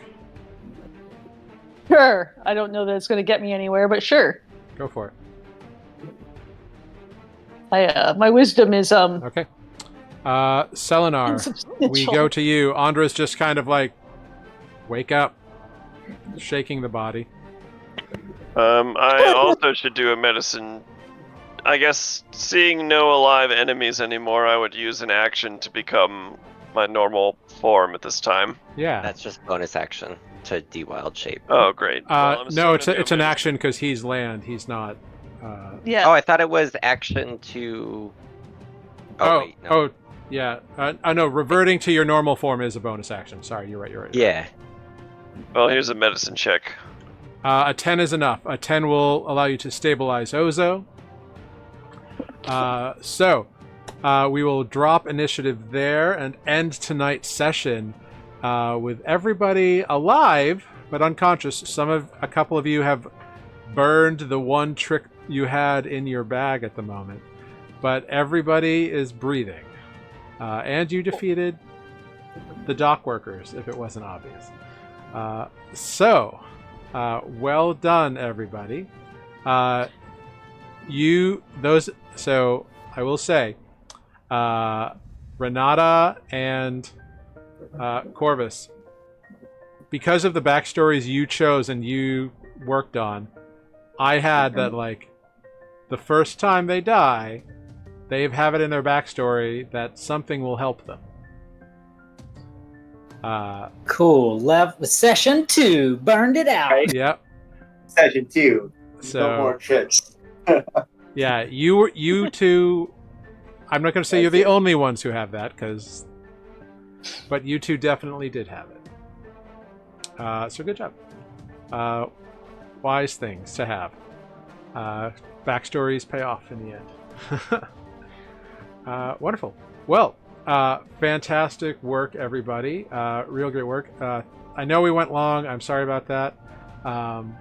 But we'll gear up and we'll be back here again next week. We're going to go around, say goodbye real quick. If anybody wants to plug anything, go for it. I'll figure out who we're going to raid. And thank you all for watching so much. Let's start with Selenar. Who is muted? What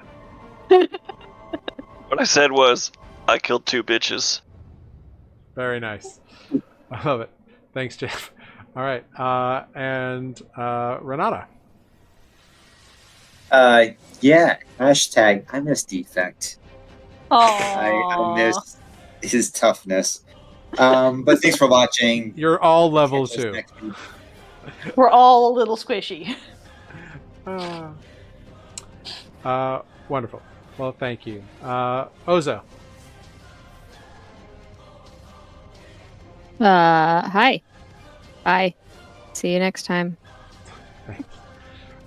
Lunine. That definitely not as peppy as Greg. Nah. Thanks for watching us be unconscious for 2 hours. See you next week. Thank you, Tanner. Corvus. I'll spare you the sarcasm. Good night. All right. Andra. Fire! Hey, if you, like me, missed last week's episode, you can watch it on YouTube and follow us on all kinds of social media types of varying kinds that change every time I turn around. NUULIFORGED at all of those places. And also, if you miss our old characters who were not quite so squishy, you can watch all of that campaign on YouTube. Thank you, Sarah. Okay, thanks. You want Bye. to watch a campaign succeed for 4 years? Go watch campaign 1. You're all still alive. Stop Spoiler bitching. alert. I don't Spoiler want to hear alert. I also set things on fire there. Yes. Some of them alive. Thank you all for watching. I've been Jared, your humble dungeon master here on Nuuli Forged. We're going to raid Perception Studios. Hop in this raid. Let them know that they've been newly raided. Big shout outs to Taco Senmashu and Ives Got It and everybody who watched and lurked tonight. Thank you all so much, and we will see you next week. Let Perception Studio know that they've been newly rated. Goodbye, everyone. Bye.